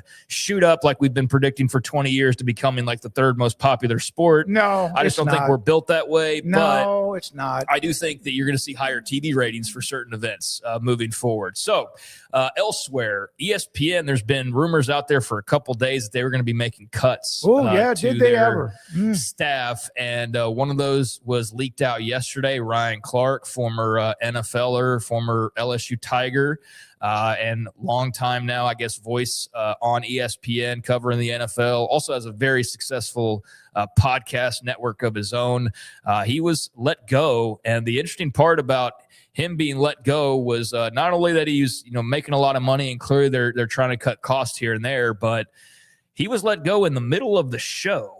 Apparently, that's the word that was going around. I saw where Outkick, who is no friend of ESPN, had apparently gotten the information from somebody within the walls or somebody within the know that Ryan Clark was going to be let go by ESPN. And so they apparently approached ESPN to get a comment on that. And then according to a couple of the Outkick guys, ESPN tried to maneuver around them and go drop the story elsewhere, but it got out the way that it got out. And so, basically executives told him during a commercial break of NFL Live that he was being let go because they didn't want him to see it on his phone. So that's how he found out was mid-broadcast, and he did not finish the show because damn, one of our owners just walked in the door. Yeah. yeah. Well, I mean, in the radio business, that you don't get a final show. No, you they don't get a final show. 90% of the time you do not. They take your keys. They ask you to leave. You don't get to say goodbye to your audience because they don't want to turn it into drama. Yeah, and all really anybody would be seeking to do is just say goodbye and say thanks for the memories and for listening these past 2 or 10 years or whatever. But there would also be that person that would, try to get the FCC involved on their blaze of glory on their way out. So I kind of understand it, but it's a rotten way for somebody to be let go, whether you were a fan or not. But also a name that was pretty stunning to see today was Karl Ravech. Karl Ravech is out, longtime play-by-play man and ESPN host, laid off 33 years with ESPN, started in 1993. Most of it with baseball tonight. He did Sports Centers, but a lot of it was with baseball. He's just a lot of baseball in general, Sunday night baseball for the last few years. Was he a part of the College World Series coverage, I wonder? I think he was. Yeah. But he apparently was let go via, I guess he was informed by Andrew Marchand when he reached out to him this morning to ask him, I guess, for a statement or to see if he had anything to say. So these cuts are not the most fluid. They have some leaks, I guess is what I'm getting at, that they're not probably doing this in the most professional manner. So you have an interviewer telling a guy, and then you're having to scramble mid-broadcast of another guy to tell him that he's now being let go. But Karl Ravech is out after 33 years. There was a couple of other names that have been let go that I wasn't as familiar with, and I think there's going to be more layoffs. But Ravech was the lead college baseball voice, including the Men's College World Series. So you did recall that correctly. I can hear him vividly talking about it in my head, some version of whatever game he'd be calling. He was also the Little League baseball voice, so they'll have to find somebody to replace him for that. Worked a little bit of college basketball, but they do apparently, based on what I saw, they do feel like he wasn't necessarily, according to some of the Sports Media Watch reporting, that they didn't think he was the best baseball voice. He was just kind of the senior guy. So I don't think they're worried about replacing him in that regard. But it is a notable name for those of us who have been watching for 3 decades, and you've seen him throughout their coverage throughout that time. So Linda Cohn here recently leaving. It's a new ESPN, but there's a couple of people who are on their way out right now. Any thoughts on Karl Ravech or Ryan Clark for that matter? The Ryan Clark story has its own legs in 10 different directions. I heard Stephen A. Smith talking about him earlier. He was not happy about it and said he told the owners. Shocking. But one of the reasons some of these guys are getting laid off for women is because they're paying Stephen A. so much. And I've always been okay with Stephen A. Smith. Not everybody is. For a network that makes a bazillion amount of dollars and keeps spending bazillion amount of dollars, they're going to have a time when they have to reset. And unfortunately, when they do, they're not going to reset by getting rid of a guy making $22,000 a year who might be a cable carrier. Well, and here's the thing, too. People point out Stephen A's salary, but there's also Pat McAfee as well, who's making a bajillion dollars. But my point is that they've also set that up for themselves. So they can live without Karl Ravech. They need Pat McAfee and Stephen A. Smith. Those guys earn every dollar, no matter if you like them or not. They earn every dollar because of the ratings they bring in and the sponsorships. Now, there were some other layoffs. I believe Tom Pelissero, who covers the NFL, was also a part of the layoffs. They're NFL Network insider, so he wasn't technically with ESPN, but he's a guy who I've enjoyed. I think has done a really good job. But a big part of this is not just business as usual. They've acquired NFL Network now. They have these massive changes coming with the acquisition of NFL Network and NFL Red Zone and all of that stuff that Disney just bought here recently. So they're going to be heavily involved in that. You're going to be bringing people over from those companies, and you can see where, there's going to be NFL ownership of ESPN. Like a 10% stake in it. And so there's a little bit of a concern about conflict of interest with that. That's part of what's going on here. But here are the list of names that Front Office Sports had that are apparently being let go. NFL analyst Ryan Clark, MLB play-by-play announcer and host Karl Ravech, NFL Network insider Tom Pelissero. Now he's been doing that a long time. I know. I was just saying, I like him actually. I'm a fan of his. SportsCenter anchor David Lloyd, injury / fantasy football analyst Stefania Bell, NFL Network analyst Charles Davis. He still does some things, I think, with CBS. Yeah, he's a college football guy still. First Take contributor Cam Newton, radio host, He NFL just signed analyst. a deal like about a summer ago. Well, I guess he was making good money. Radio host, NFL analyst Bart Scott, combat sports reporter Andreas Hale, and ESPN.com staff writer Dan Hajducky. So those were the ESPN / NFL network names that were apparently let go here over the last day or so. So be interested to see where some of these folks land. I think Ryan Clark will be fine with his podcast network. He'll find something to get involved with. But yeah, there you go. There's a few things off the radar. That's a busy mouthful, Craig. Thank you very much. But yeah, that deal with getting informed or being told as you're doing the show, golly. And then it was weird. I wouldn't finish the show either. Just gonna tell you, if you see me vanish from this show mid show, then I'm probably out. Either you ate Taco Bell or right. One of the things that also happened on that is the ESPN then posted one of Ryan Clark's comments on their site, after he had been fired, which was a little bit awkward. We're now joined by Hall of Famer John McClain. John, lots of names, lots of people, and thank you for your patience, buddy. We're going to go quite a bit with you, so thank you. ESPN slashing some pretty big names. What was your opinion of Ryan Clark? I didn't like him. I didn't like the way he stirred the you-know-what, and I didn't like the way he treated Peter Schrager in that interview that I think when he tried to humiliate Schrager because he didn't play football, which drives me crazy. I've told some players through the years, said, you don't know football. And I said, well, I'm not a skunk, but I can tell when something stinks, and you guys stink. And they never had a comeback for that. And so I hate to see Charles Davis go, Carl Ravage. Tom Pelissero is one of the best information guys. But once they signed Adam Schefter, already made $10 million a year, to a new deal, and kept Ian Rappaport with a new deal. I was kind of surprised they kept Mike Garafolo, who was with NFL Network, over Pelissero. If I'm the Athletic, I'm hiring Tom Pelissero to be a person that breaks news and covers the NFL, because Tom's outstanding. Started as a newspaper guy and worked his way up. And I always feel sorry for those people, but man, Ed Werder was actually rehired. Was he really? Good for him. Ed had been laid off and rehired. And so I feel bad for him. If you saw the list of guys they fired through the decades, it's amazing. And they're a multi-billion-dollar company before Disney. They're about to get to war with Fox for the next World Cup. Think about how many billions that's going to be. So some of those, most of them will land on their feet, I believe, and Ryan Clark will, and somebody else, so he'll probably end up on one of the websites. But I always feel terrible for people that lose their jobs. David Floyd is another guy who been there since 97. He never created any controversy, just did his job. Very professional on SportsCenter. But I know I was laid off from my radio station here after 23 years. So I did not make $2 million a year. I can tell you that. John, what do you think about the NFL Network ESPN partnership now? Does it mean anything that casual fans will really notice, other than maybe where something's being broadcast? You kind of side-eye it a little bit because it is kind of technically forbidden territory, or thought to be there, a network being in bed with a league. How have you sort of digested that partnership? There's all kind of conflicts of interest right now going on in this business.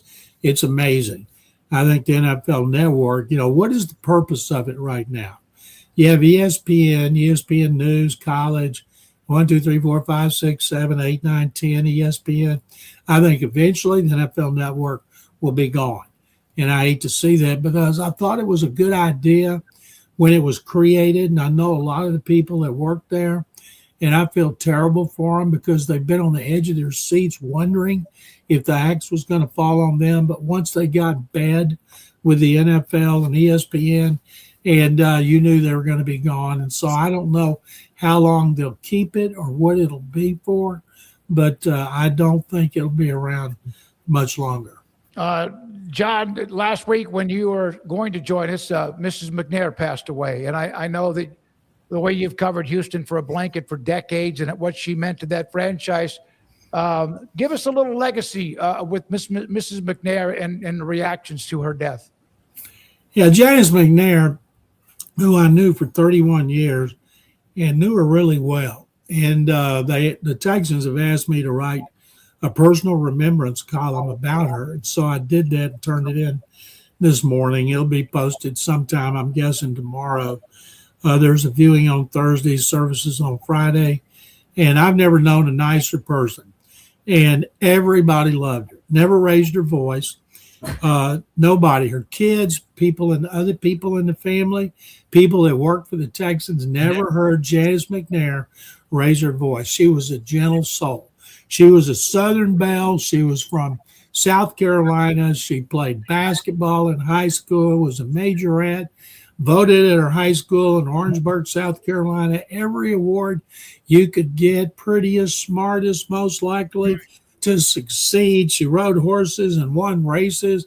And when I think of her playing basketball, because she was so demure and but such a classy lady. And the McNair family has given away about $700 million, which is what they paid to get the franchise in 1999. Everybody told them they were nuts. And the McNair stepped up. Nobody else in Houston stepped up to try to get a franchise to replace the Oilers except Bob and Janice McNair, co-founders. He told me one time when I was interviewing him at his house, I always like to interview him at his house instead of his office or on the phone. And he asked me one time, I said, because this is the only place I come that I get to go to a library and sit, and a guy will come in and say, would you like something to drink, Mr. McLean? And I'd get a Diet Coke.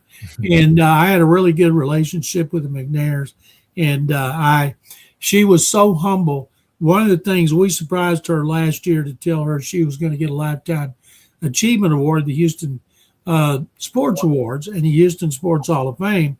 And we surprised her in the press box, and she said, but I don't deserve that. And when they told her she's going up in the Raptors in the Ring of Honor to join Bob McNair, died from cancer in 18, and J.J. Watt and Andre Johnson, she said, but I don't deserve that. And that's the way she felt, but that's why she did. So there's a hole in the organization that's going to be felt for quite a while.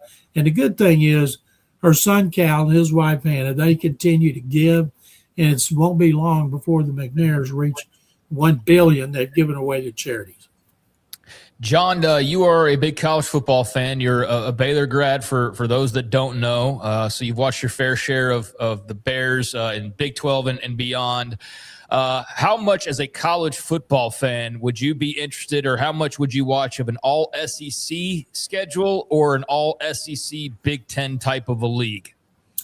Well, first of all that whining and crying by the conference is the dirtiest in the country. Everybody knows the SEC. They get mad, they whine. Today it was so funny. I was listening to Mad Dog Russo, and he screws up names, and he calls Sankey Stanky.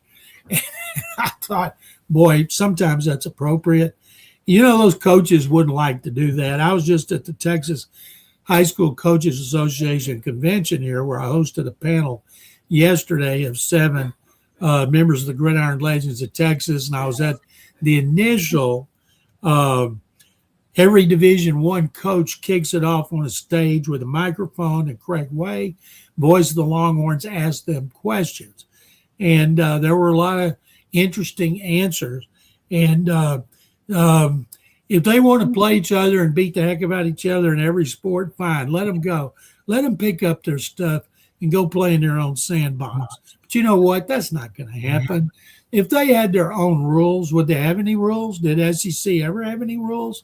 The SEC used to be, just leave me alone. I'll operate my program. This was football and, of course, mainly, but some basketball. And I'll do it the way I want it.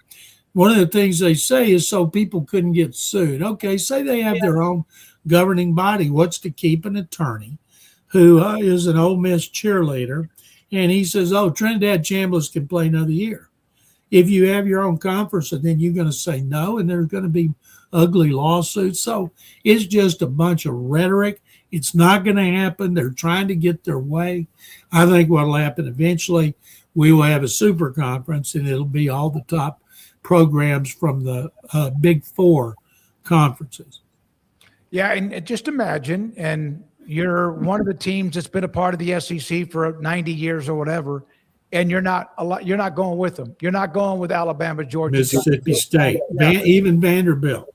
Yeah, Vanderbilt hadn't been good except for the last 2 or 3 years under Clark Lee. Forever, you thought, okay, they'll be gone first. I tell people, and I've done this before, they say, why is Baylor in the Big 12? I said, to bring some class and dignity and get the GPA up.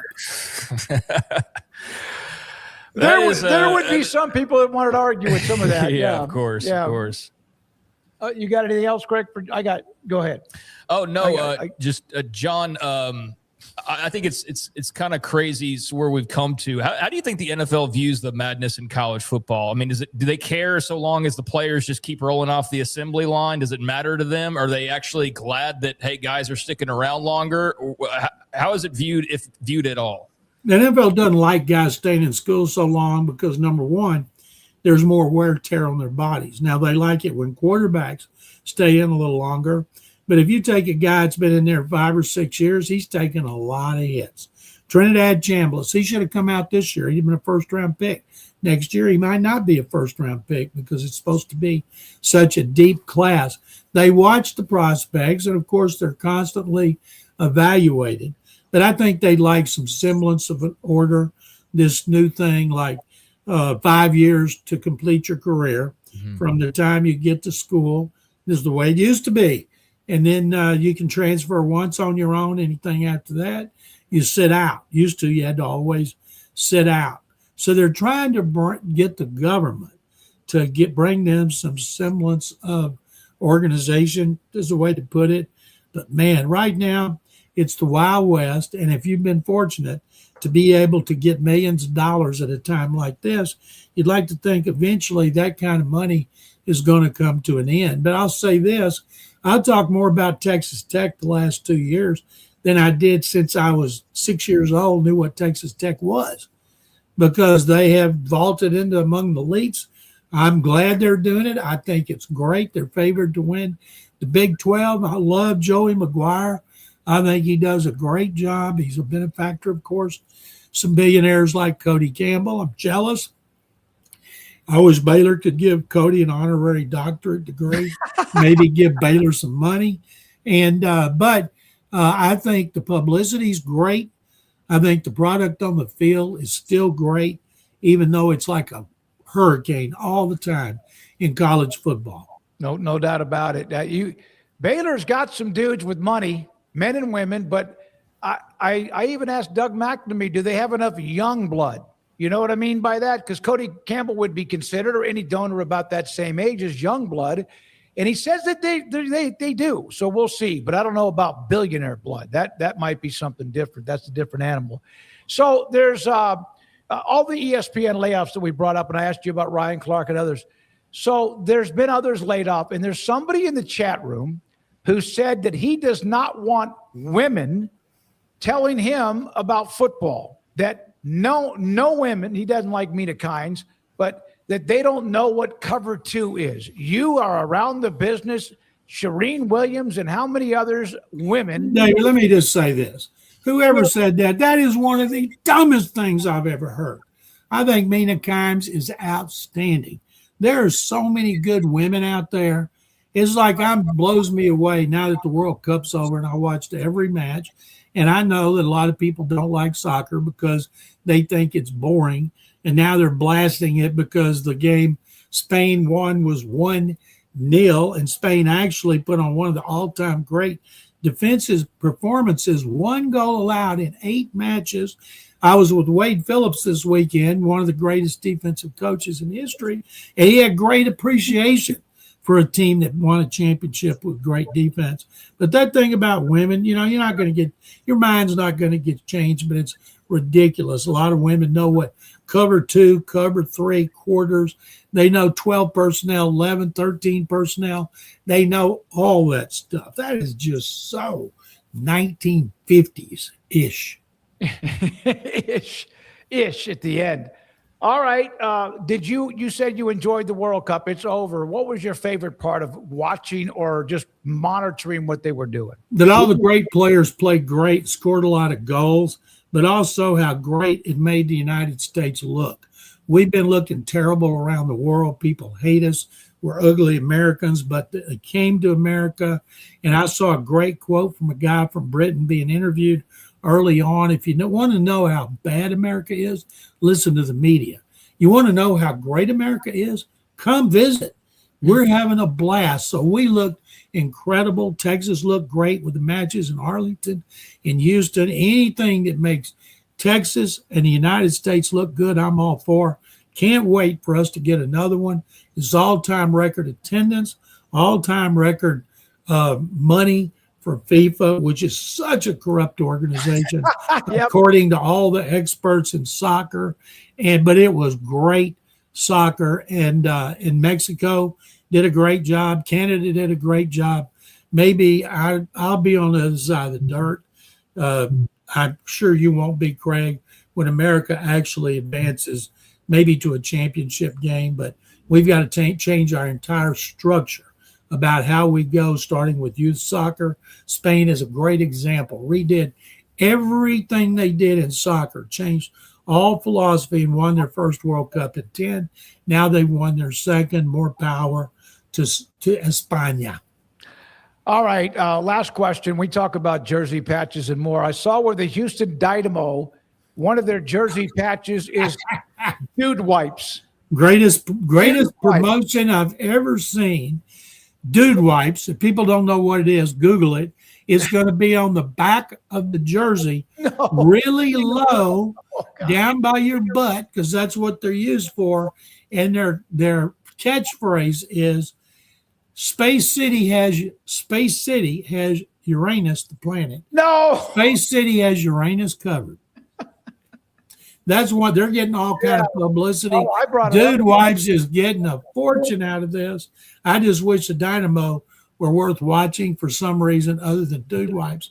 But when they have it on August 1st, I'm going to watch just to see if I could see the Dude Wipes emblem. Okay. Hey, John, great to see you, sir. Thank you very much for your time as always. Guys, thank you. Sick 'em Bears. John McClain, Hall of Fame columnist with a lot from different angles of sports and more. And then the dude wipes. I saw that on his Twitter feed. It was somebody else who posted it. Houston Dynamo will have that on the back lower part of their jersey. And we have your anus covered. We'll be curious to see if any college football team decides to go that route. I'm sure you could have a fun game of who would be most deserving of the dude wipes jersey patch on the lower back of the jersey, I guess, or whatever the Houston Dynamo are doing. I mean, wouldn't surprise me at this point to see just about anything that's allowed to happen. But I will say for the Houston Dynamo, I don't know that Alabama needs the attention. They can also just get other businesses. But we appreciate dude wipes on this show. So, if you want to throw a patch on my jacket here, I would not be opposed to that. But the Dynamo have had more attention from that than any other bit about the Dynamo that I've seen in the last probably 5 years. So it worked to some degree. I know what it is. It's dude wipes. It's like tissue paper or whatever, or toilet paper in a different way. I don't think you do know exactly what. Do you know exactly what it is? Yeah, you wipe your ass with them, right? Yeah. But it's not just toilet paper. It's like it's like lubricated wipes. It's got like I don't know how you would disinfectant and stuff. Yeah, it's just like a clean wipe. It's what you Lysol wipe, but on the table, but for your body. Yeah, no, I get that part. I can't imagine though doing that. But when I did have surgery and remove my prostate, I did get some disinfectant wipes for me that I use, not for my backside, but for my front side occasionally. All right. So I'm a customer. Cool. Oh my God. Great story to end the show. Rez, strong way to go out. We need to make up a break, right? Let's make up a break. Then we're going to come back with the wheel and then quizzes and the poll results. Thank you. Many of you, and also all in the chat. This is 365 Sports. In the major leagues for 24 years, and let me tell you, I can feel it in my joints. Shoulders, elbows, and knees. Trust me, pain doesn't retire when you do. I tried everything to get rid of the pain. Nothing worked until QC Kinetics. Baseball legend Roger Clemens and other patients are getting lasting relief with QC Kinetics regenerative treatments. No surgery. I trust QC Kinetics. You should too. Let's commit to getting rid of all the pain. Schedule your free consultation today. QC Kinetics. Better starts here. With over 25 years of excellence in IT, Carrion Solutions is your trusted technology partner. From managed IT services to cutting-edge cybersecurity, our expert team delivers tailored solutions that drive success. Our portfolio includes products such as Veeam, Bitdefender, Microsoft, Cisco, and Fortinet. Call David Carrion and his team of experts. Call 888-522-2221 or visit us at carrionsolutions.com. Established in 2007 and independently owned, Alliance Bank Central Texas is committed to helping families and businesses meet their financial goals. From their tellers to their board of directors, they know the importance of superior service and competitive products. Customers have confidence knowing that their financial needs are in good hands. It's your bank, Alliance Bank Central Texas, with 2 Waco locations, 4721 Bosque Boulevard and 191 Archway Drive on Highway 84, and at alliancebanktexas.com. Member FDIC and equal housing lender. Hello, I'm Camille Johnson with Camille Johnson Realtors. We specialize in selling residential real estate agent all across our community, and we love serving all types of families. We have been in business at Camille Johnson Realtors for almost 9 years, and I have been a residential real estate agent for almost 40 years. And we love our partnership with 365. So thank you for partnering with me, and thank you so much to all of my clients who have made our company a success. Celebrate American value and American quality during the Red, White, and Blue sales event at Richard Car. You want a Richard Car GMC? Get your Sierra now and save $13,000 or more on every truck in stock with trade-in. Save $14,000 on a 2026 GMC Sierra SLE Crew Cab. Or save $13,500 on a 2026 GMC Sierra Pro, now under $29,000. Drive American quality and get American savings during the Red, White, and Blue sales event at Richard Car. Richard Car, they have the truck for you. Marco's only uses premium toppings, which means your pizza isn't just flavorful, it's mushroom-full, or sausage-full, or pepperoni-full. And you can get unlimited medium one-topping pizzas from the place named America's favorite pizza chain starting at $8.99 every day, only at Marco's. This 4 o'clock hour is brought to you by Stonewood Dental, your one-stop shop for your dental needs, specializing in teeth cleaning, fillings, crowns, sealants, root canals, IV sedation, extractions, implants, bridges, dentures, full mouth restorations, and bioaesthetic dentistry. Our priority is your comfort from the moment you walk through the front door. Stonewood Dental in Robinson, Texas. It's time for the Smoak Show on 365 Sports with Craig Smoak and David Smoak. By the way, some of you really have been on it today in the chat room. Appreciate it. Kim Coulter just mentioned that the teams that were thinking about the Pac-12 were Oklahoma, Oklahoma State, Texas Tech, and UT. That was the one that Jamie Pollard, Iowa State AD, brought up when that almost went down before the Longhorn Network eventually was a done deal. Yeah, I remember that. It just had been a really long time since thought about that, and it's also 2 or 3 realignment cycles ago now at this point. The Big 12 much evolved, a couple of 4-team hauls in a couple year period there, just a couple years back. And so, yeah, it's changed drastically in just the last handful of years, but that was the whole history of the league is that way though. I mean, in the beginning, it was okay, but it very quickly turned into Nebraska versus Texas and a kind of a turf war developing there because Nebraska was so successful rolling in. And there's just always been, and I guess every league has that to some degree, but there's just always been some thing going on at one point or another. And if it's not going and needing to grab teams, it's trying to fend off others from grabbing yours. Now, I still think that's a concern moving forward. I think that you still have some brands that aren't exactly Oklahoma or Texas, but I do think depending on what the Big Ten or what the SEC are looking to accomplish, there's a handful of schools that you could see where those would be of interest. We saw what Texas and OU did, and what they did, if anyone else could have done it, they would have done it as well, even though it disrupted everything.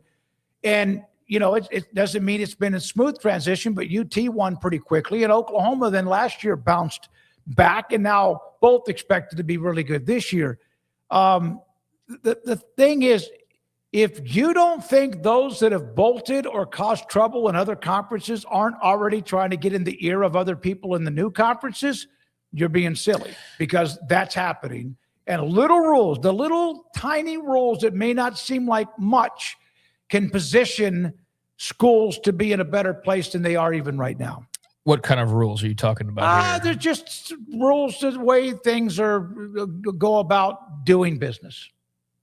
Okay. I guess maybe talk behind the scenes is what you're talking about here. I'm not talking about there's clearly always talk behind the scenes about what's going on. I don't know what rules. They actually just tried to. The same schools that have disrupted the apple cart before, even if they had a right to do so and the power to do so, are always looking at what they can do next. Well, of course. We talked earlier about how it's a sport and an industry that revolves around trying to find an advantage, and makes a lot of sense that there's always constantly chats going on. And I guarantee that every single school in the Big 12 and every single school in the ACC has had some secret meeting we're not aware of, or some message boards reported on, or whatever, in the last 2 years, trying to figure out what they're going to do next. And you can best believe that every single school in each of those leagues would take an invitation to the Big 10 or the SEC in 2 seconds. And so that's why I just don't get really caught up in the whole conference pride thing as much anymore, because I know as much as Arizona State may be saying go Big 12 right now,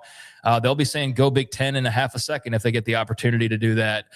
Or any other example you'd want to, it doesn't matter. You fill in the blank with any of those teams to any one of those two conferences, and the answer is the same thing. They would all run there in 5 seconds. So it's something to keep monitoring here as we move forward. But I think it's also very relevant when talking as much as we did earlier on about the SEC media days, quotes, Sankey, all that one of the big hangups was the anti-expansion clause, and how that was just a complete no-go for them. And I think it's pretty obvious as to why. You want to have flexibility just in general, but also, I think there are definitely some people that they're looking at right now and hoping to be welcoming into the fold in about 3 years or so. When you have it all, why would you ever want to give up it all? Exactly. Because, you don't do that. All right, let's spin the wheel.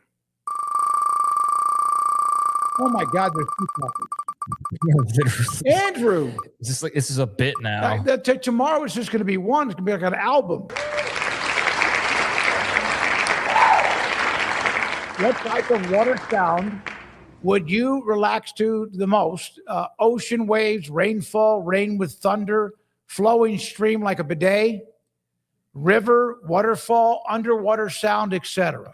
It's interesting. When I think of a flowing stream, I just think of a flowing stream or a river, not a bidet. But I'm going to bring this up. There's a guy in the chat that said, I may or may not have a warm stream of water hitting me as we chat. Well, we may or may not have a bidet in this studio, thanks to a former co-host who is a big fan of them. Surprised we haven't got that sponsorship in here yet. But hey, dude, maybe we do the dude wipes and the bidet combo if there's a company out there that's interested. I'll wear 2 jersey patches or jacket patches here. But my answer is rain and thunder with me. I like, ocean waves are cool. Rainfall, yes. Rain with thunder, sure. I don't care much for the underwater sound. I don't like the that doesn't do anything for me. And a lot of it's the same sound. It's just a different similar type. sounds. Yeah. So I like some of the ocean and rainfall stuff. My buddy Eric Horton, who owns a cabin up in the mountains in Tennessee, the cabin is on a river, on a rapid. And when it's raining and he's got one room in the corner, you could lay down in there and hear that all night long, and you will fall asleep very quickly. Yeah, or just lose your freaking mind because it can get really loud. And then it's like this buffer sound where you almost go deaf because it's so loud. It's you don't realize once you step out like a couple blocks away and you go like, did I go? I can hear things again. But no, I would take that it's a constant. I would take that spot in 2 seconds if I could. To me, rain with thunder is my answer. Lightning in the middle of it wouldn't hurt either, which is the same thing in a way. All right, so there we are with that. Yes, we have. Now, the quizzes today. Can we go 2-0? Known as the Hitless Wonders, the 1906 White Sox won the World Series despite batting just .230. How many home runs did the entire team hit? Oh, my God, during the regular season. Well, I know one thing. These are all multiples of 7. I have no idea. That helps narrow it down. I have no idea either. They are all multiples of 7. Why would it be 14 and 21? It's either the 7 or it's the 28. I'm going to say 7. Just the hell. I mean, they're the hitless wonders. I don't think they were bad at everything but hitting home runs. So yeah, I'll say the low number probably makes the most sense. Let's see if it's 7, and it is 7. 1906 White Sox hit an unbelievable 7 home runs all year. Starting pitcher Frank Smith actually leading the team in batting with .293. They still dethroned the 116-win Cubs in 6 games, starting a series so deafening that umpire Bill O'Loughlin resorted to hand signals just to call pitches, instantly making visual mechanics mandatory for all Major League Baseball umpires. Well, Andrew is one to pull out the history Jesus. books, and this one was deep in the catalog. So, yeah, I had no idea of the 1906 White Sox home run total, but here we are, and you learn something new every day. Was it Seattle that broke the 116-win Cubs record? That one team back when they won. They didn't win the World Series that year, though. It was like in the 90s or 2000s. Okay, next trivia or quiz question. Let's see, July 2007. On this date, Harry Potter and the Deathly Hallows was released, ending the series, which Real World School founded. Can I start that again? I think I better not drive home. Harry Potter and the Deathly Hallows was released, ending the series, which Real World School founded the first official Muggle Quidditch team in 2005. Oh, you are no Harry Potter fan. No, I have no idea. Yeah, it's Quidditch for one, and it's a sport in the books that would be really fun to play in real life if that was even physically possible. But they have tried to get as close to it as they can, and you just can't fly on your broom the way that you can in real Quidditch. But not when they had witches.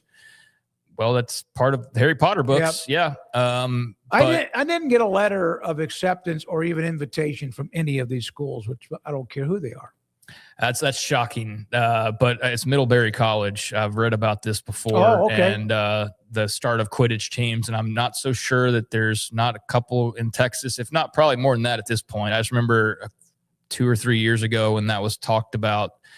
And I learned that actual colleges were putting together like intramural Quidditch teams. So, I believe it's Middlebury College. All right, let's see if he's right. And he's right. There you go.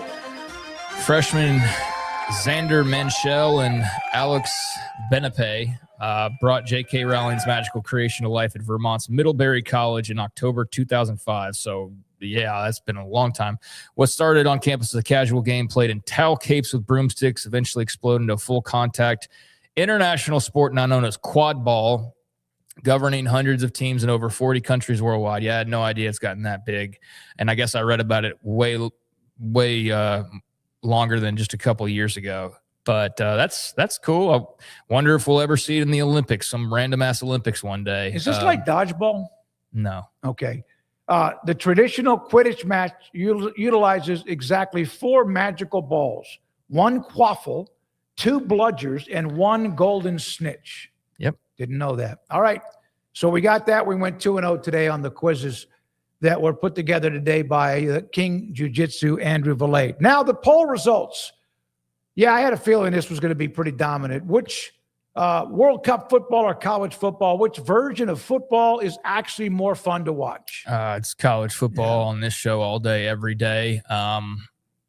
I think you probably had a pretty miserable season, or you're just a bigger soccer fan, which is cool too. If you pick the World Cup, and definitely prisoner of the moment. I think it'll be really interesting to see kind of the soccer fandom in this country and how that tracks over the next couple of years. If the World Cup made a dent, or if it's just a passing fad because it was here and in our faces and all of that. But I do think they made some new fans. I just don't know how many, but regardless of how much fun that was to have over the last couple of months, this will always be college football versus any sport, my answer will always be college football. All right, me too. 89, and I wouldn't be surprised it was going to be 90% to 10 or 9-1. All right, so 164 votes, a good number, and college football dominates that 89%. Now, the other poll result, celebrating Robin Williams. Oh, I love Robin Williams. On his birthday today, which of these iconic performances is your personal favorite? And the winner in a very close, and that's what I voted for Mrs. Doubtfire over Genie, the Aladdin, 35 to 33%. I actually like the as far as movies go, I really love Dead Poet Society. Good Will Hunting's great as well. I think I would have gone Good Will Hunting, but this is one of those questions I don't really have an answer I like because they're all good, and he was great, and we really missed out on a lot of extra roles and just, I think, cool moments and fun things from Robin Williams. It's really a shame. He died in such an awful way too, with what he was battling, and just really sad ending to such a happy guy's life. But he still did a lot during his time, and these are 4 great movies that I'll stop down and watch if they're randomly on TV. And I'd watch Good Will Hunting like probably once every couple of years or so. So yeah, they're all good choices, but I think I'd go Good Will Hunting. But again, I don't feel like there's really any bad choice here. All right. Super chats. Rez, we have one. Stormy Cyclone. Listen to a lot of the podcast while working. Consider this the best at home. Thank you, Stormy Cyclone. And I know you enjoyed that 30-plus minutes with Jamie Pollard like we did too. Yeah, it was a great way to start out the show. Appreciate your support, Stormy, as always. And yeah, that was good stuff from Jamie Pollard. Really curious to see which direction Iowa State decides to go next when they get this process rolling and decide who's going to fill his shoes. But he does leave some big shoes to fill with all he accomplished over the years. So excited to see what that looks like for them on the other side. But do hope that we can get him on at least one more time before he says farewell, and probably never does interviews ever again, which I wouldn't blame him at all for. But yeah, sometime during football season would be great to try to have him on one final time. So yeah, definitely appreciative of his time. Know he's a busy guy. One final thing. This is the tailgating that goes on at Texas Tech, which will be Galaxy Stadium. We had for a couple of years, we had 365 Sports on the tent. Now they have changed it. North Star funding partners, Kim Coulter and the Tech donors, alums will have that. That's just an artwork of the tent that they'll have tailgating prior to games at home this year. We appreciate the love and support and promotion as well. Yeah, that looks like it'll be great when it gets all set up, and love the design and the appreciation we have for Kim and company. We've said it many times, but you know the deal. So Kim, thanks so much as always, and glad to be a part of a few thousand people walking by, seeing our logo. Glad to be a part of the Tech tailgate scene in some capacity, and be fun to get out there for real one day with the show or something along those lines. But in the meantime, this will do. And thanks for spreading the word as always, my friend. Did you know that the targeting penalty had been changed earlier this year by the NCAA?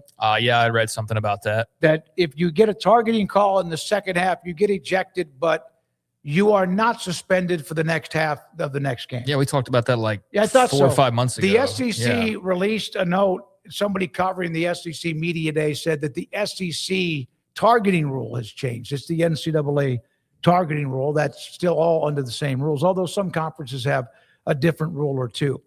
Thank you to Rez.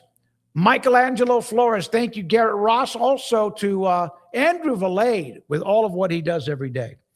Yeah, I don't know that there was anything new to that. Maybe somebody just find that information out for the first time. Somebody at big SEC Media Days today said that the SEC has changed the offensive pass interference and targeting rules, and they just had a placard up in the hallway, and somebody saw that, took a picture, and thought it was breaking news or something. Okay. All right.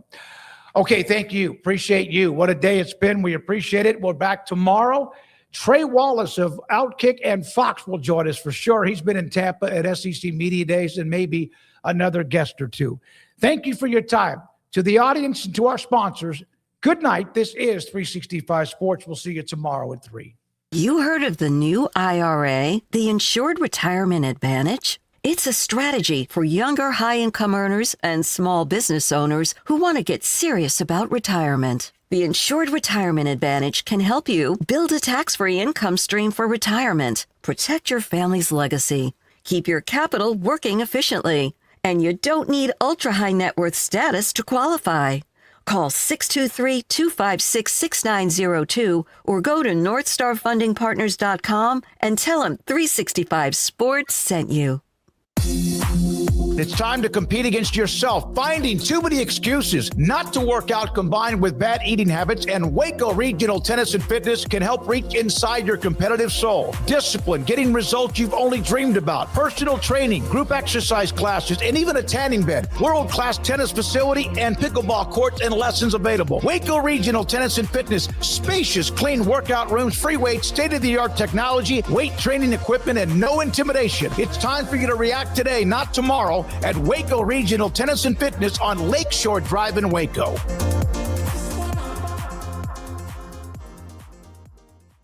Make this the summer event at Allen Samuels in Waco. Get behind the wheel of an iconic new Dodge Charger RT and score $5,000 in savings. First responders and military members get an extra $500 bonus. Allen Samuels Dodge. Come by, let's be friends.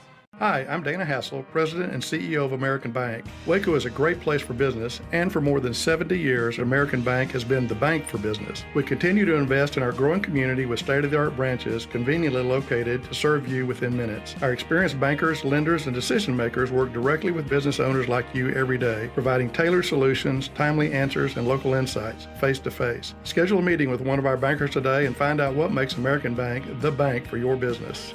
Member FDIC. At Home Place Interiors, we elevate your space with elegance and class. We are the exclusive Sonoma tile dealer in Central Texas, bringing you the best in high-end floor coverings that transform your home with beauty and elegant design. Our white glove service and expert consultations ensure your vision becomes a reality as we take you step by step through the process. Call today to schedule your personal design consultation. Visit HomeplaceInteriorsTX.com. Home Place Interiors, crafting elegance, one room at a time.